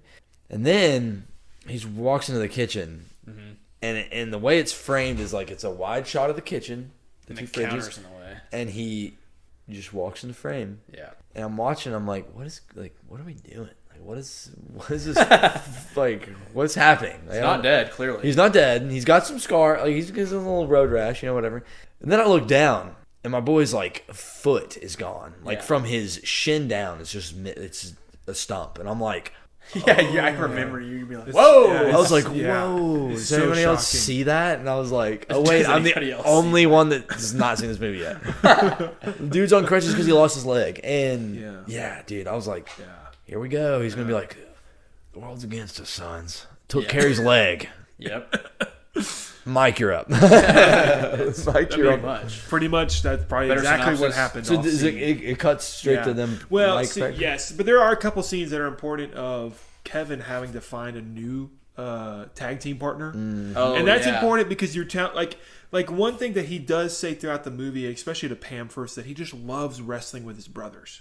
Yeah, like he loves it, and so what you actually see throughout the movie is Kevin's desire at the beginning of the movie just to be the heavyweight champion is actually slowly fading off to where he seems to care more about family now, right? He has a wife, he has a baby on the way, and he's now really sad that his brothers are out of commission or unable to or not trained yet in Mike. So he's having to fight with these other guys, and it's not going well. They're winning, but he never gets to actually get in the ring because the other guy is basically just trying to take all the credit. But anyways, the scene after that is Mike being trained to now come into the family of wrestlers, and that was again kind of striking because Mike had kind of left the scene for a little bit. You hadn't seen Mike for a solid 20 minutes or so maybe, or just in in background. Yeah. And so then all of a sudden he's training now and trying to learn how to do all these different moves. Kevin is actually training him. I imagine it's probably because he really wanted a brother to train with, but it's still at the same time, the dad's influence now reached the final son who had the most kickback to him. Yeah. Majority of the movie, good musician, creative guy. Even talked about the camera angles in one of those scenes that when they had that picnic about how he liked how the camera angles were for the wrestling match, and his dad's like, we don't care about no cameras, we're talking about wrestling. And so all of that seems to have been completely gone now, and so he no longer cares, or at least he's suppressing that to just fulfill his father's desires to wrestle. I think that's just because he's like, it's my, like, dad's picked me. I feel like his picked me. His demise was honestly the saddest, the most anticlimactic, because it was such a minor. He dislocated his shoulder in his first match, or the first match, only one they showed. Or hurt his arm. So it was nothing more than a dislocated shoulder. Whatever, broke it. minor injury, and they go into surgery, and he just happened to his brain got so high. His body temperature got so high. 107 degrees for a couple hours. Yeah, in surgery, which is crazy. insane. So then he suffers permanent brain damage from that. Yeah. Dude, that was another bombshell. Yes. We cut to like the press conference. Oh gosh, hold on, wait. Before we get there, though, really important scenes is in the same time that Kevin has begun to change his desires of what he wants. You also see him beginning to actually believe in the curse. Yes, To where his first lunch with Pam, he's like, I don't think that's true. Now he is starting to distance himself from Pam and his newborn son because he believes that they're gonna, as he says, get it. Yeah. They're going to get the curse. And they actually legally Changed his name back to Atkinson, his son, because he actually believes that this thing is going to affect him and going to go down his generational line as well. Yeah, so it's quick because it's Mike and it's not Carrie. It's like, again, it's one of the things we changed. It's one of the brothers where the story just kind of fast forwards a little bit, but it's fine. It kind of gets the point across. But yeah, they're like, the doctor's like, he's in a coma, and I'm like, whoa. Okay, this is, again, rough. Like, I'm just recovering from the lost leg, lost limb. Yeah, for real. And then I think it cuts to a press conference where it's Zac Efron and the brother Mike, and they're like, yeah, I can't wait to get back in the ring with my brother. Like, it's going to be good. Like, y'all come out this Saturday. And then Mike has to talk. Yeah. And Mike you can tell there is some brain damage. Yeah. He's talking a little slow. He's not really kind of in present. It's kind of like zoned out. He's just, again, talking real slow. Mm-hmm. And when he starts doing that, I'm like, it's when it clicked. I'm like, oh no. I'm looking at y'all like, because how please. soon after that was the guitar scene? Right after? Yeah, no, it's a little bit after. I was like, close. Please don't tell me that he's got some like brain damage. And y'all were like, yeah. And I was like, gosh, they just. And at this point, I'm starting to believe in the curse because I'm like, yeah. These guys just can't catch a break. I'm like, my gosh, dude. Like, is the guitar scene after this? So yeah, this is rough. Yeah, I think this is the toughest one to watch. Yeah. Yes, and it's. I mean, this is kind of what happens with the movie. It just keeps progressively, like when you think it has reached its point of most traumatic, it's like, no, we've got a little ways to go. We've got a few more steps to climb. Like I think what's rough about this death is. It's voluntary. Yes.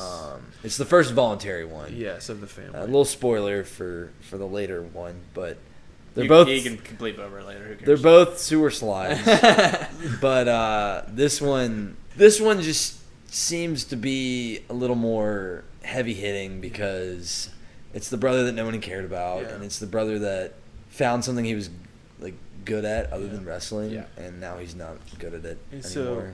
I think the reason why he unalived himself was so like a couple things happen. I can't exactly remember what happens. There's a few scenes, and then it cuts back to Mike, and he has dinner. His mom like cooks him dinner, and then he goes upstairs to his room, and he grabs his guitar.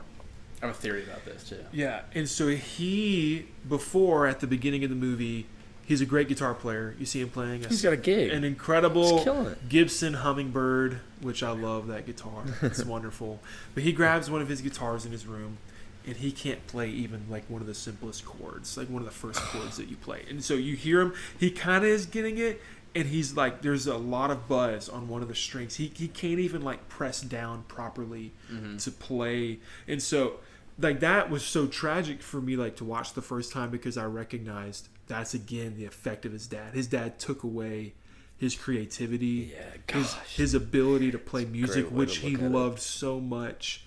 And so because of that, I think that was the moment when he decided to... Because my theory was, because he died from OD, if he had been able to play still, whether or not he's like, okay, maybe I can't wrestle, but maybe I can go back to music. If he'd still been able to play, you think he would have not... I think it's possible. That's what I'm saying. Like I think that was like the last. That's what I'm saying. Ditch effort. Like I think he was like I was so unique in a way of like my brothers have wrestling, but at least I still have the guitar. And he goes to try and play, and he's like I don't even have that anymore. Like this is just like what like.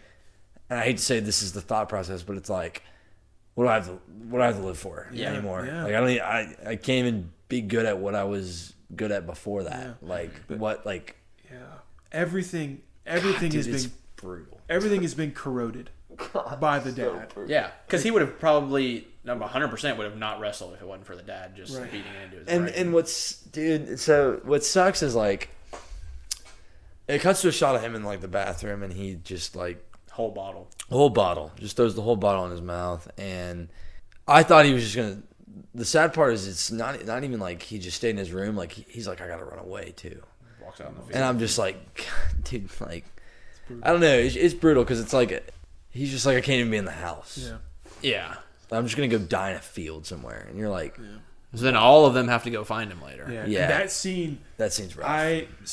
That shot, first of all. Them Yes. walking. Yes. Yeah. So are we going to talk about shots later, or should we just talk about it now? You can talk talk about about it it now. Yeah. One thing I do want to point out that this movie does, it is not the type of like cinematography that you're going to compare it to like Dune. Yeah. Or like It's got some good shots though. or 1917. But And you got the grainy to make it retro for the 70s. But the thing that I think this movie is probably, maybe some people don't think about for this movie, a lot of shots in this movie are very wide with everything visible. Mm-hmm. And so while one thing is happening on maybe the right or even the center of the screen, somewhere at a different part, you're seeing people's reaction to things that you may not see in a normal shot. But that movie, it does that the entire time. And so that's another one of the scenes where you have this really wide shot of people searching in the field trying to look for Mike. And then they eventually find him, and then you see everybody else kind of circle and run towards that. And the scene right after that, though, is brutal. Because it is the mom staring at her dress. Oh, yeah. Staring at her black dress, which she has already worn probably now twice, but only one other time in the movie, but with the older brother passing away. True. So maybe this is now her third time having to wear it. And she is just staring, and it's time to go. And Pam walks in and says, hey, we gotta go. And she's like, I can't do it. I can't do it. They're going to know and she says, they're going to know I've worn this dress. Yeah. Which is kind of the dad's head in her, He's too, even gotten the to public her. eye. So yeah, like that was the thing I was gonna say is like that kind of bait and switch to me because when I first when we watched it, I was like, oh, she's crashing out. Like she can't because it's like the third son. Yeah. It's like a third time having to run through this whole thing, like bury a child, and it's rough already.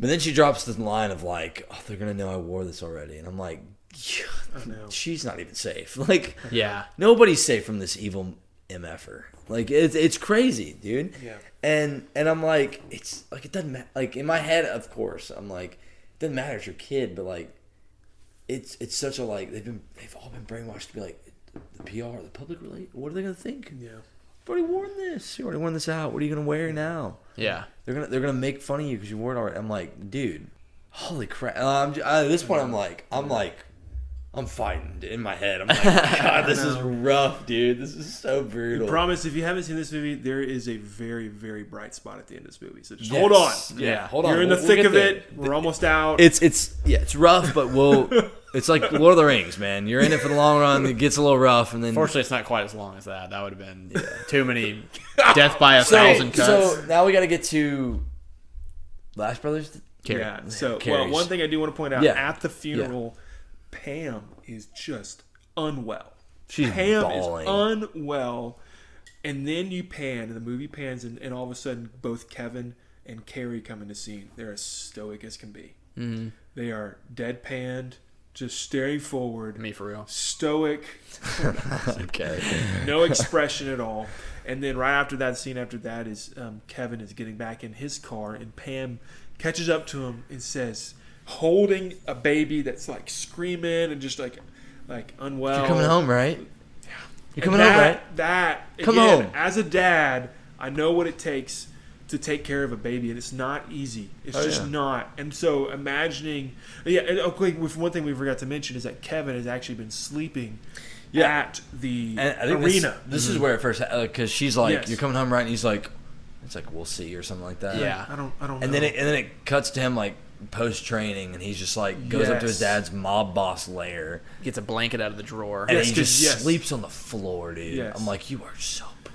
Yeah, and the music at this point was so good and traumatic, and it was like all he's doing is sleeping in in the upstairs office in training, and he's gone full like I gotta Yeah. please dad now. Yeah, and one of my favorite parts of this movie that we haven't talked about yet is some of the little montage clips of the wrestlers like promoting themselves. I Yeah, actually really like those parts. Like the Ric Flair one? yeah, the Ric Yeah. Flair one was really Because cool. he's like the ultimate. It's like him Yeah. and Hulk Hogan are like the Yeah. first two you'd think of. yeah, which I didn't think Which he people was that gonna- have never watched wrestling know of. Right, which I didn't expect him to be in this movie, but that it dates him of like he's there as a contemporary to these guys. Yeah. you know? So from here, do we jump? So yeah, Kevin. This is Kevin's the fight? moment. No, yes. So Yeah, yeah, this Ric is Flair. Kevin's moment where, like, it's kind of it isn't described, but you're just assuming. Okay, now Kevin actually gets the opportunity to be the heavyweight champion. Well, I like to set up the scene like they have like the wide shot of Ric Flair getting on the stage, kind of like showboating, kind of like soaking it up because it is scripted, a Yeah. scripted fight, Yeah. but very like showboaty, and then it just cuts to Kevin. Yeah, And Kevin, you can Yes. just Yes. like the way Zac Efron's acting, you can just tell in his eyes, he's like, I'm about to beat, like I'm just angry at the world. Yeah. Like Yeah. I'm just trying to take it out on somebody, and I'm fed up with wrestling. I'm fed up with my dad. I'm just like I'm gonna do this. yes, Like this is what he wants. I'm gonna do it. So he gets in the ring. They start like they don't even Just- ring the bell No. and like introduce. He Nope. just starts throwing punches. Yeah. yes, And like you can tell the ref's in on the script. Ric Flair's kind of right on the script. yeah. Well, no, I don't think Ric Flair's on the script because at No, the end no. he's like, that was good, Kevin, good job, man. And you're like, what is going on? Yes. But it is aggressive. It's so like, aggressive. like by the throat, just slamming punches into him, like just like not letting up, and it gets ditched back as Yeah. well. He gets some hits taken, but it ends with him just on top of Ric Flair, just not stopping. The ref's like, And all then he- right, But then he does the Iron Claw. yeah, but which the we ref, hadn't talked about. The Iron Claw was the move that the yeah, dad for did. those on the camera, he's like, Yeah. he raises his hand and grabs the forehead. And David did it, but we actually hadn't seen Kevin do it yet. And so Kevin's got the Iron Claw, and he does it. And they ring the bell. They actually said that he won, but he kept going. He kept going, and so the ref's they like, Kevin, stop. And Yes. he's like doesn't say a word. Yeah. He's just like got him on the ground, like just you get the rage in his eye. He's like locked in. He's like a flow state almost. He's just like flow state. And the ref's like, get off, like stop, like you're gonna like this is bad. Right. And then He the got bell dis- the yeah, bell he got rings, and he's disqualified. like, get off. And then they're just like, you're DQ'd. And I think the dad has to get him off. The dad's like Yeah. pulling him off. Yeah. You are Dairy Queen. Yeah. Sorry. And then the very next scene is, I actually really love this scene.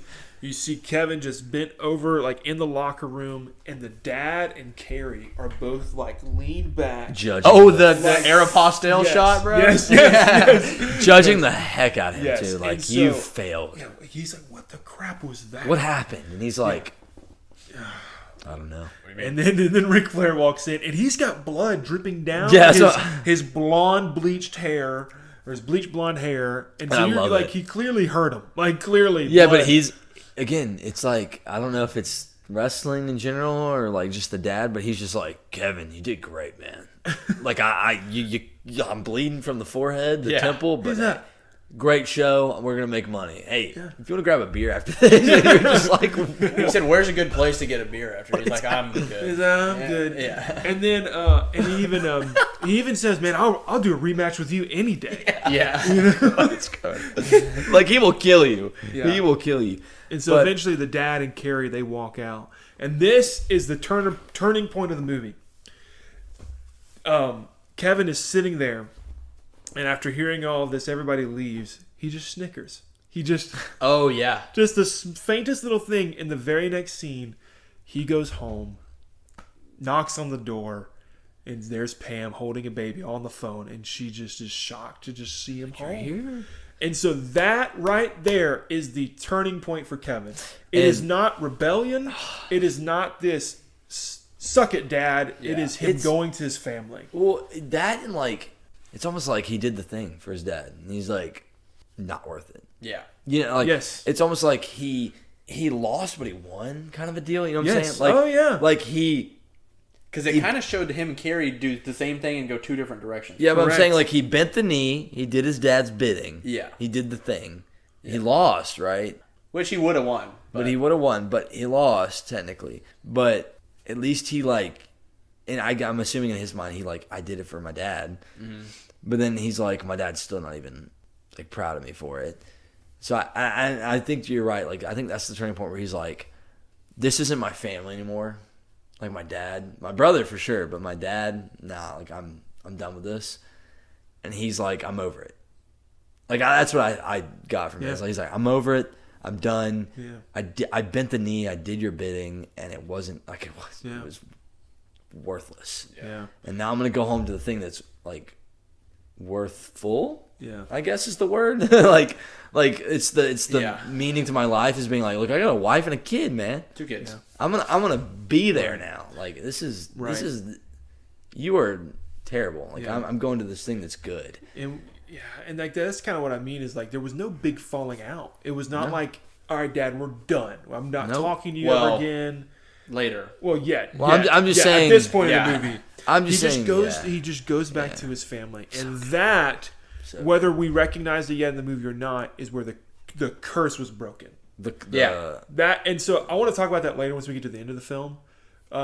But that right there is the pivotal moment of the movie where Kevin decides, you're right, I'm done trying to please my father.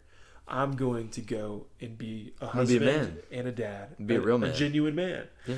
And again, that's like part of what the movie's asking. Like, what does it mean to be a real man? From his dad's perspective, it is, yes, providing for your family, but more specifically, being the best athlete. Being the best wrestler. That's what a real man is. And you finally see now through Kevin what a real man does is he actually is there loving his wife, loving his family. And is this where we cut to him picking his kids up from the it jumps because she was holding the baby in the one scene, and then the next scene probably the oldest son is maybe 6 or 7 and the younger one's maybe 5, somewhere around that age. Yeah. And you see them, and he's just being a dad. They go home, they have dinner, wife comes home from work, and they're just a family. Yeah. And then cuts to the next scene. Kevin has now been given by his dad the arena. He is now the owner of the arena, and he's trying to promote as much as he can, but he's having conversations with the employee there, basically saying that they're running out of money, that they're cutting everything down to basically like one show a week, and that they're trying to figure it out. And also, this was you can miss this in the movie. You find out that his dad the whole time had actually been fudging the numbers a little bit.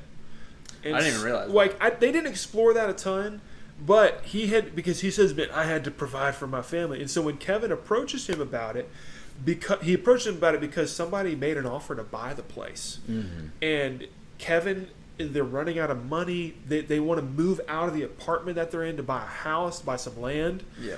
And he's really considering it, but again, he also still knows subtly, oh, this would really make my dad upset. Because then when he says that to the dad was like, if you sell this, he said, I didn't give it to you for you to sell it, and if you sell it, you're never stepping foot in here again. Right, yes.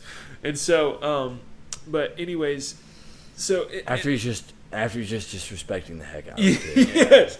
Like that's how your uncle's a real man. Right. He's still Oh yeah, because the kids are sitting right in front of him. Yes, they're watching Carrie. So Carrie, first of all, we didn't talk about this a ton. Carrie was trying to get back in the ring a few scenes prior to this. With a fake he foot. couldn't yet, but this is a few years later. This is probably 6 or 7 years later, where Carrie is now touring all over the world with the WWF. And he is actually the heavyweight champion, I believe. And so he is like a big deal, big name now in wrestling. And one of my favorite scenes, and it's just so apparent to how screwed up this dad is. Kevin is there at home with his wife and now with his dad's grandchildren. And his dad doesn't care. He only cares about Carrie, who comes home with some floozy. Yeah. Like some random girl. And he's disrespectful. He gives his dad a gift. And yet he's like, you have to shoot this gun right now. You have to shoot it. And his dad's like, no, we're going to sit down and have dinner. Like, no, what's wrong with you? And then he just pushes that off. He's like, come on, let's have a meal. And the whole time, like, he's just been upset with Kevin, who has everything that you feel like a granddad would want. Yeah. But he's not happy with it. He's happy with his son, who has been all over the place, who also said he wasn't going to be there for when Christmas was actually, because he was going to go off. That's to why I wanted him to open the Cancun present or something. Yes. I said he didn't like, well, we're gonna wait till Christmas is the present. And he's like, I'm not gonna be here. You have to open it now. Right. Like, why? And then they were like, why aren't you gonna be here? And so that's just so sad to me that, like you feel like you'd have everything you'd want as a granddad. Yeah. He's not pleased. Yeah. He likes his son who's still doing the wrestling thing because he's promoting the family name in the public eye. And so that gift that was given his dad comes back to play in a couple scenes. And so you can already tell at this dinner scene, which is probably somewhere around Thanksgiving or maybe mid-December, that Carrie's just not well. Mm-hmm. He's not mentally stable. He seems like kind of a firecracker. Yeah. A loose cannon, if you will. Yeah. Which they showed with the motorcycles. Yeah, right. And so it's come back again. But even with that, with what you said about the dad favoring Carrie, even though Kevin has the more stable family and everything, Kevin still doesn't have any like hatred towards Carrie. No, or the other way around. He does not. They share a really sweet scene together, just hug each other, and just Kevin says how proud he is of Carrie. Yeah. So let me go into this next couple of bits because from my perspective, because it is it's crazy. So the gift that Carrie gives his dad is a revolver. Mm-hmm. It's a nice looking revolver, and like Andrew said, he's like, let's shoot it now, and Dad's like, no. We're gonna eat dinner, and you can tell Carrie's off, right? And I think we smash cut to like, what's his name? Kevin. Kevin's in bed, and you can tell it's late. He gets a call. It's probably like 2 in the morning. He picks up the phone. He's like, "Hey, hello," and he's like, "Hey, it's Carrie." Yeah. And he's like, and we get to see Carrie. It's not just over the phone. We get to smash cut over to Carrie at his house. It's like, "Hey, Carrie, is everything okay?" And he's like, "I'm not doing too well. I'm not doing too hot." He's like, "Well, what's going on?" I think he asked like, "Where's your girlfriend or whatever?" And he's like, "I wasn't my girlfriend. I just, that was just something. That was a fling kind of a thing, right?" And he's like, "Well, dude, what's going on? Like, talk to me." And he's like, "I'm sick of it. Like, I'm done. Like, this is too much. Like, I can't handle it anymore." Like, just kind of crashing out, being like, this is not what I want anymore. And I don't know a way out because my dad is a psychopath and I've been brainwashed for years. And like, if I were to stop, then like, what is my purpose? Kind of it's one of those kind of crash outs. It's a cry for help. Yeah, it is. And what's sad is he's like, Kevin's like, "Yo, just tell me where you're at. I'll come pick you up." Yeah. And he hangs up immediately. Just deep, phone ends. And then he calls his dad. He's like, "Hey, I'm worried about Carrie. Can you like look out for him?" Make sure he's okay. I think he's like literally like, make sure he's all right. Like look out for him. Yeah. And because he's like, I think he's gonna come to the house. Yeah. I think he's gonna. Doesn't the dad like? No. He's like, y'all need to work it out yourself. Yeah. Basically a repeat of what the mom said. Yeah. You need to work it out. It's your brother. Yeah. And Kevin's like, no, please. No. And his dad just hangs up the phone. Yeah, hangs up the phone. So then we cut. I think it's the next morning or early morning. And probably just a few hours later. Yeah, early. Yeah. Kevin drives home, and God, this scene is crazy. I think it's there's a car with the car door open, and he pulls up and he's like, okay. And so he runs to the house, and this shocked me. This is where because the front door was open. This is where my jaw hit the floor, dude. Yeah. And I couldn't find it afterwards because he goes to the front door. Front door's open. I'm like, oh, dude. Like, my head, I'm thinking, Carrie crashed out, killed his dad. That's what I think happened. Killed his dad, killed himself. Like, killed the whole family, killed himself, right? Mm-hmm. But then you hear the gunshot. You hear the bang. And you see him jump. And you see Zac Efron's character kind of like jump physically in the frame. And he runs to the gunshot. And lo and behold, it's not graphic, but lo and behold, he comes up to the tree next to the house, and it's all. I love the way they shot it too, because you just see the shoes and the jeans. You just see the lower half.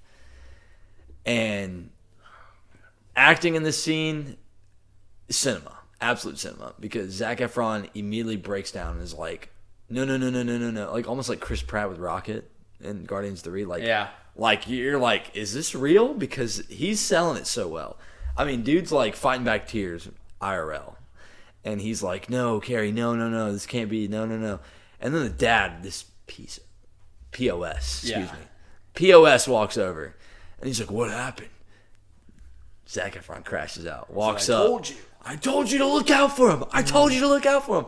Like, punches him to the ground, and then starts... Doing what we dreamed of all movie. Starts choking him out. Because you're like, you kind of want him to kill him. Yeah, choking him out, and I'm looking at... Like, at this point, my jaw's on the floor, can't find it. I'm looking at Levi, like... And Levi and Andrew like, is he probably going to kill his dad? Like, is this how this movie ends? Because it's like you want him to, but at the same time, it's like, if he kills his dad, he can't be there for his kids. Yes.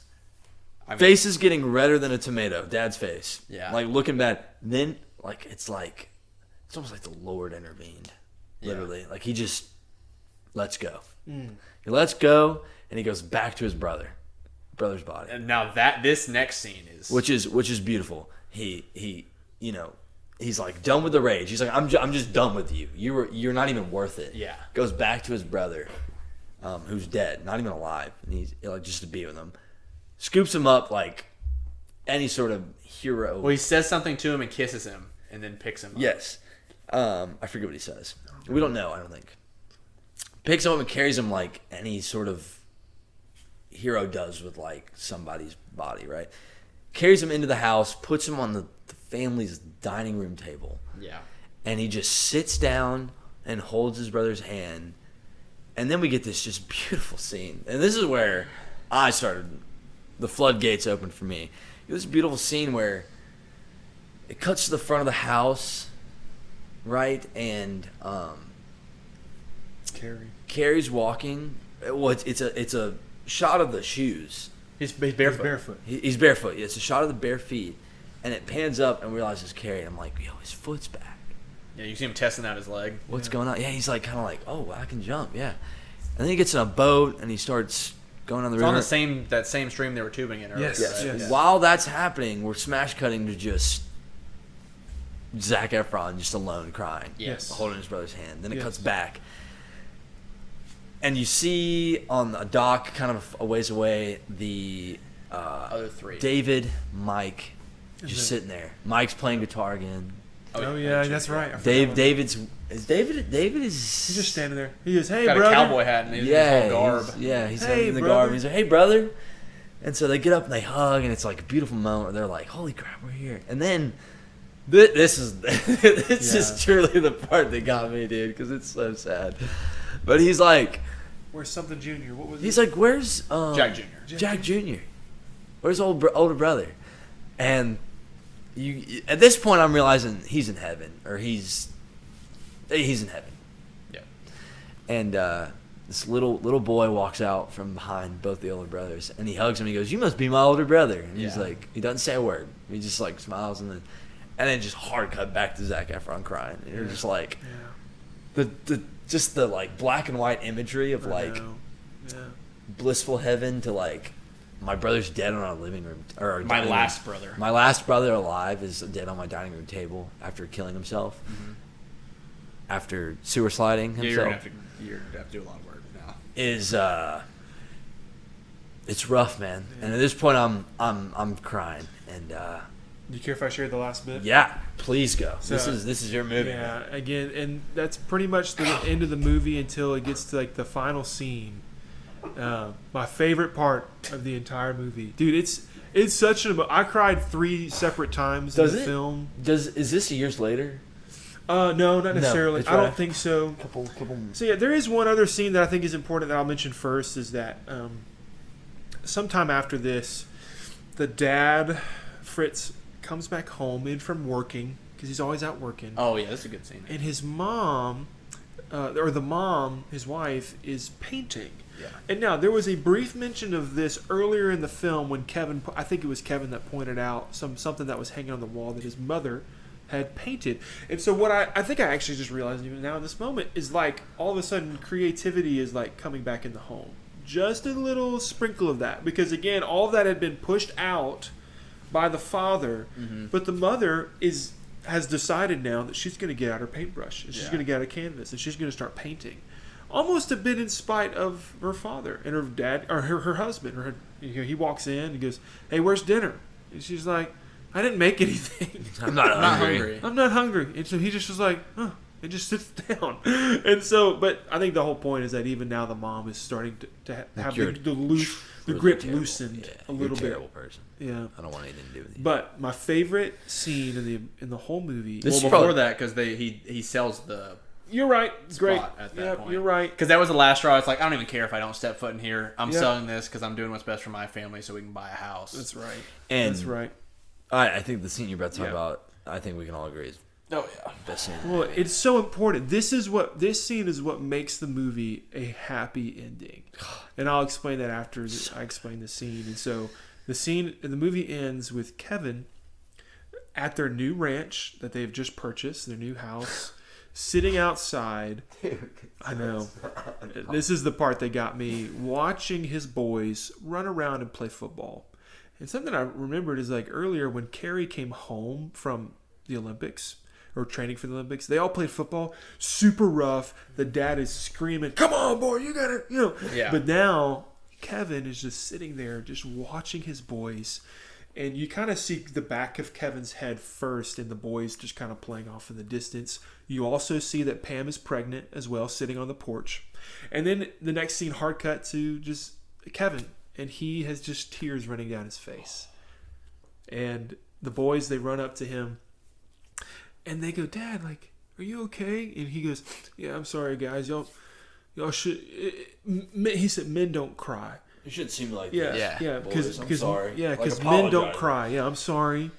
And what's so important about that moment is that the entire movie, with the brief exception of when Carrie passed away, Zac Efron has not cried. He barely, like, there is like one tear stream when Carrie passes away, but at this point he has done well. Tears. And half of that was rage. Yes, half of that was right. This is just This is finally This is grief. yes, Yes. and the unleashing of emotion that has been pent up for 25, 30 plus years. And of course they're like, "Man, you shouldn't see me cry," like all that stuff. And men don't cry. And then the boys, they're like, "What are you talking about? Of course we do. We cry all the time." And a brief talk on that, just the fact that his boys were allowed to cry Yeah. is super important. Yeah.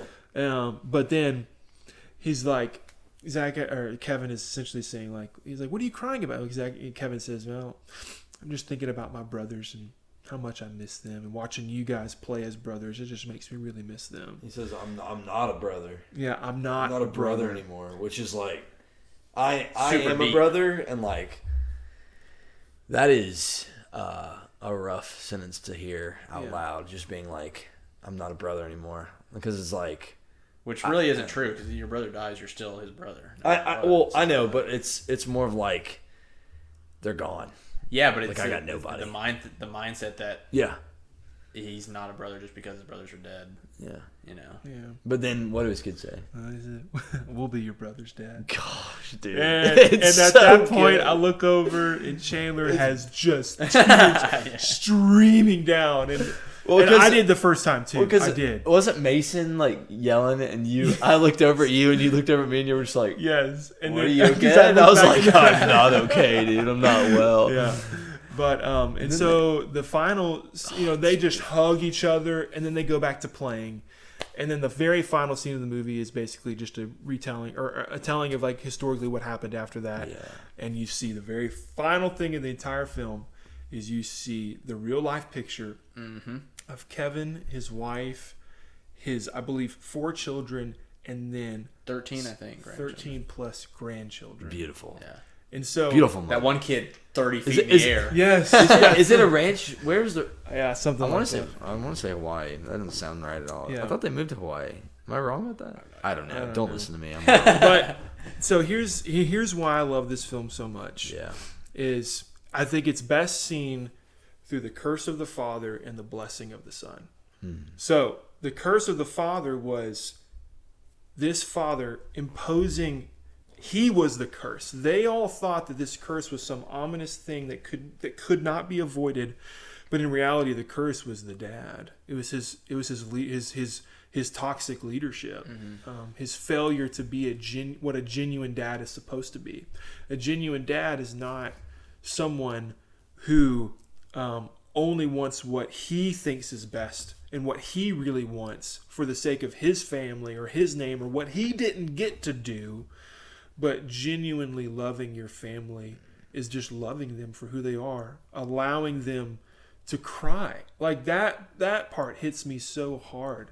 And so the comparison of Fritz and Kevin is so beautiful, because what was started off with the curse of his entire family was now seen through the blessing of Kevin and what he was able to extend, and the fruit that was seen through his family line.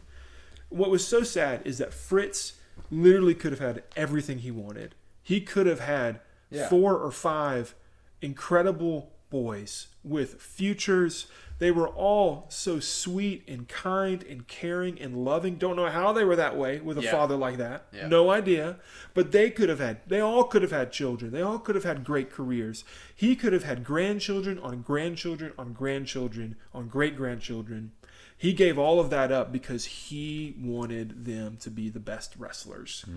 But Kevin got everything. That was another thing I was going to say, is that in that era where those dads were a lot of tough love, because this is how it was for my dad, the sons a lot of times try to be the exact opposite in every way of their dad with their kids.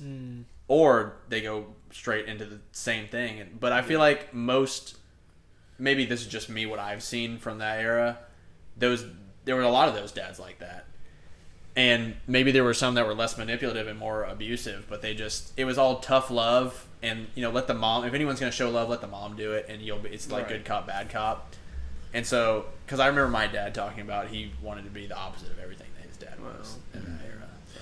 It's so beautiful seeing that image at the end, because Kevin could have very easily had the same route as all of his other brothers. Yeah. But he didn't, because he decided, number one, that I'm not going to live under my dad's opinion any longer, trying to please him, and I'm going to stop trying to be the best. Like I am okay with not trying to gain the whole world, because as the Bible says, those who try to gain the whole world will lose their soul. That Toby Mac song, bro. I don't want to gain the whole That was my childhood, dude. But that's, what is it, Matthew 16:25, I believe. Yeah, man. So there's definitely a biblical you see underlying story in this true story, and it's just, because that it would hit hard, but it wouldn't hit as hard if you didn't know this, like, these guys were real. Yeah. Right.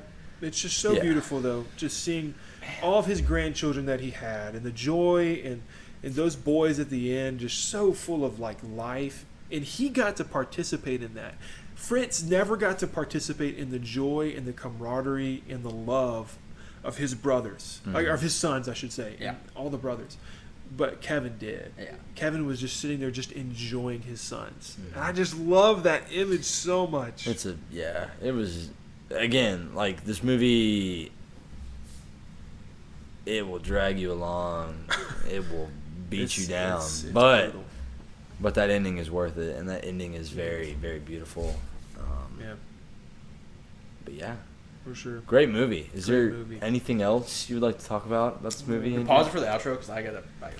Well, we're almost there. I'm gonna see if he's got anything else to say. Man, I don't think so. I think I pretty much said everything I wanted to say. I will say that, one thing that I thought was really, really beautiful was, like, at the end of the movie when it was at Fritz's house, even when he was sitting there with his wife who was painting, everything is gray. Yeah, the coloring. There was like a it almost seemed like a filter was on. Oh, it is so dark, dull, and then quick transition to Kevin and his boys in their yard, and orange and green. Oh, it is beautiful. It is life. Like, you just get this feeling of feels color, like springtime and creativity, life. Like, it is. Like, that's relevant. There was a reason for that, clearly. Oh yeah. That's the last thing I had to say. Great performances all around. Oh yeah, we'll get into that in the outro. Don't worry. All right, guys, we're gonna go into the outro here. So, what would we change about this movie, if anything? Levi, you want to start us off? Unless, Andrew, you have something right off the get-go. Oh, I would say, like he said earlier, and he may say this too, include some more of Mike specifically. I can't remember them leaving anybody else out that much. Just like have a little more screen time for the brother. I mean, I feel like Kevin has the most, and he should have the most because he's the main character, but have a little more of specifically Mike. Yeah. Just a little more like, or at least explain how he started wrestling, because it kind of just like all of a sudden he's wrestling. That's fair. Yeah, I kind of agree. I wouldn't have hated it if this movie was 20 minutes longer. I really wouldn't. But that's probably not the best thing. Yeah. It's great to be concise. But yeah, that's one thing. I think another thing, I kind of go back and forth on this. Like the stark transition to when the downfall happens with David is so quick. Like it's seriously, it's like 1 or 2 scenes and then he's dead. Yeah. I kind of wanted like a little more time with him. Yeah, but I think This I'm also, season. but I like Maybe that was the point. That's kind of what I'm thinking. Yeah. Is like it's very out of the blue, but on purpose. I mean, that's kind of how a lot of this stuff happens, like with the story. So I think that's probably abruptly, the only thing. yeah. I mean, I would agree with y'all. Like, I think it would. I mean, it already is an emotional like punch, especially for Mike. But I think if you want to have that like. And again, it's like Carrie we get to see build up. Mike is like it's just a rough one to watch. But I think with David, he kind of gets like swept under the other two's deaths. So to your point, yeah, like I wish we kind of got to see a little bit more of like just some of the like kind of the downfall, like the start, like the decline of health, maybe privately separate from Kevin, and then we see them meet. Yeah. But yeah, that's I would agree with you. I think that's what I would change. Andrew, what's your? Hold on. Let's let him get out of the bathroom because I just heard the toilet flush. I wasn't even thinking about it. He's gonna come out. And we're gonna get like Andrew's like, yeah, my favorite performance is like the dads. And he just really hate him, and then Chris like, what's up, guys? Someone give him something to get out of the bathroom. That's funny. It's fine. We can cut this off. All right, ready? Andrew, what's your favorite performance in this movie? Hold on, it's because he closed the door. And I heard that. Hold on, try it again. No, that's that. Oh man. You're amazing, Chris. We love you. Right. So Andrew, what was your favorite performance in this movie? If you had to pick, and it could be any. You can have the same one. It doesn't have to be the same one. Yeah. I feel like honestly, no one outshines anyone. Like I feel like everybody. Honestly, you could pick anybody. I want to give Zac Efron his flowers. There's a lot of. I mean, like him and like Robert Pattinson are kind of like some guys I think of that like obviously started off their careers in one way and had to completely rebrand themselves. And they did. Robert Pattinson was another guy I thought about putting on some of my favorite lists. But if I had to pick one, I think I got to go with Harris Dickinson for He's David. up and coming. He's in some stuff. He was. And now the only thing is that you didn't get to see him a ton because he Yeah. kind of goes away at halfway through the movie. But every time he was on screen, he's very funny. Yeah. He sells it, but at the same time, that was his character. Yeah. Like that was what it was written for. I think Zac Efron pulls off the more emotional performance. And like at the end, obviously with his dad, it's like finally this timid, like held back, reserved character finally has the moment you've been waiting for the whole time, and he sells it. It's perfect. So he did a great job. So I want to give him his flowers, but I think I'd probably have to go with Harris Dickinson. Yeah. Levi? It's got to be Zac Efron, just because I think he got snubbed for not even getting an Oscar nom for this. Like literally, the top review, most liked review on LetterBoxd is Zac Efron Oscar nominee. Yeah, he's absolutely doing amazing in this movie. Like, and to your point, I don't think anybody's doing bad, really. I think everybody is really setting the bar high and just going for it, and they're. I mean, it's just it's good. Everybody's doing a good job. Like I'm trying to think of somebody that I can like nitpick and be like, but like everybody's doing great. I mean, it is criminal that this movie did not get any sort of Did it get nominated for anything? Nothing. That's criminal. Not even a Golden Globe. That is criminal, dude. That is actually criminal. For me, I mean, I'll be different, but I think the dad is. Yeah. Callany? How do you say his last name? Callany, yeah. Callany. McCallany, yeah. He. Holt McCallany. I mean, he typically plays a villain. So. really making you hate him. Very nuanced though. But in the way that's like, again, you're right, like not abusive, just very like, you can tell he's the ringleader, he's the cult leader, and he is imposing and manipulating, and you can see it in real time, and you're just like, I hate this dude. Yeah. I hate this guy. And he's getting away with it. Like, he's actually getting away with it. I'm watching it happen, and it is, I hate him so much. And he's just, yeah. If you can make me hate you, it's, Sometimes a villain can make or break a movie too. he's doing great. His voice in that movie is great. Yeah. I love the way his voice sounds. It's very imposing. I don't know. It's just. But it's very like Southern dad. Yeah. Like, yeah, boy. Like, come on, let's go. Yeah. Like, boy, we're talking about wrestling. It's not, very not direct. camera angle. Very You're like, direct. He doesn't mince words. It's Yeah. very straightforward. The way he sounds is great. Favorite scene, Andrew? I think it easy. would have to either be the scene where he goes back to see Pam, where he kind of snickers and then goes back to see Pam, or the very end. I mean, I think that's hands. Oh my gosh! Or the one where he tackles his dad. Like all those three moments of the movie are the best parts. Yeah. So it's really hard to choose. If I had to choose one, I'd go at the end. Yeah. I would too. I would say my favorite shot was when they're looking for Mike and they find him in the field, because I like that it just stayed that far back the whole time. It's very I forget the word I'm looking for, but it's very kind of like, We won Mark back, by the way, now talking about shots, even though we took a jab. yeah. Here's camera angles. Yeah. Yeah, dude. I can't agree more that final scene of just him and his boys. It's just so emotionally charged, and it packs a punch, man. And it's a scene that made me cry. So I can't really. I feel like I can't pick anything else. You know what I'm saying? Like if it's so good to where I'm like Andrew said, he looks over while his son is yelling about something in the other room and crying, and I'm sobbing, and I'm looking at him like, I don't know what's going on, but I'm sobbing, dude. Like, I gotta pick it. So yeah, the scene at the end where I mean, or the heaven scene where like we see all the brothers again, because that is that's when I think the emotions started to open up for me. It's when they do the group hug. Yeah, I'm just gosh. And then he's like, where's my older brother? That kid was so cute too. He's so little. With the overalls on. And you're just like, man, dude, this is brutal. Like, this is awful. What about Carrie's foot? Yeah, like again, he's just like, no, I'm saying, what about that scene? that's a Because he looked up from his phone, was like, whoa, what happened? I would nom that too, because that is just such a bomb. So striking. It's a bomb. I like Kevin picking Carrie's body up and walking to the house with it. It's rough. Yeah. How did this movie not get nominated? God, it's criminal, dude. It's criminal. I'm gonna call my parents and be like, you guys should watch this.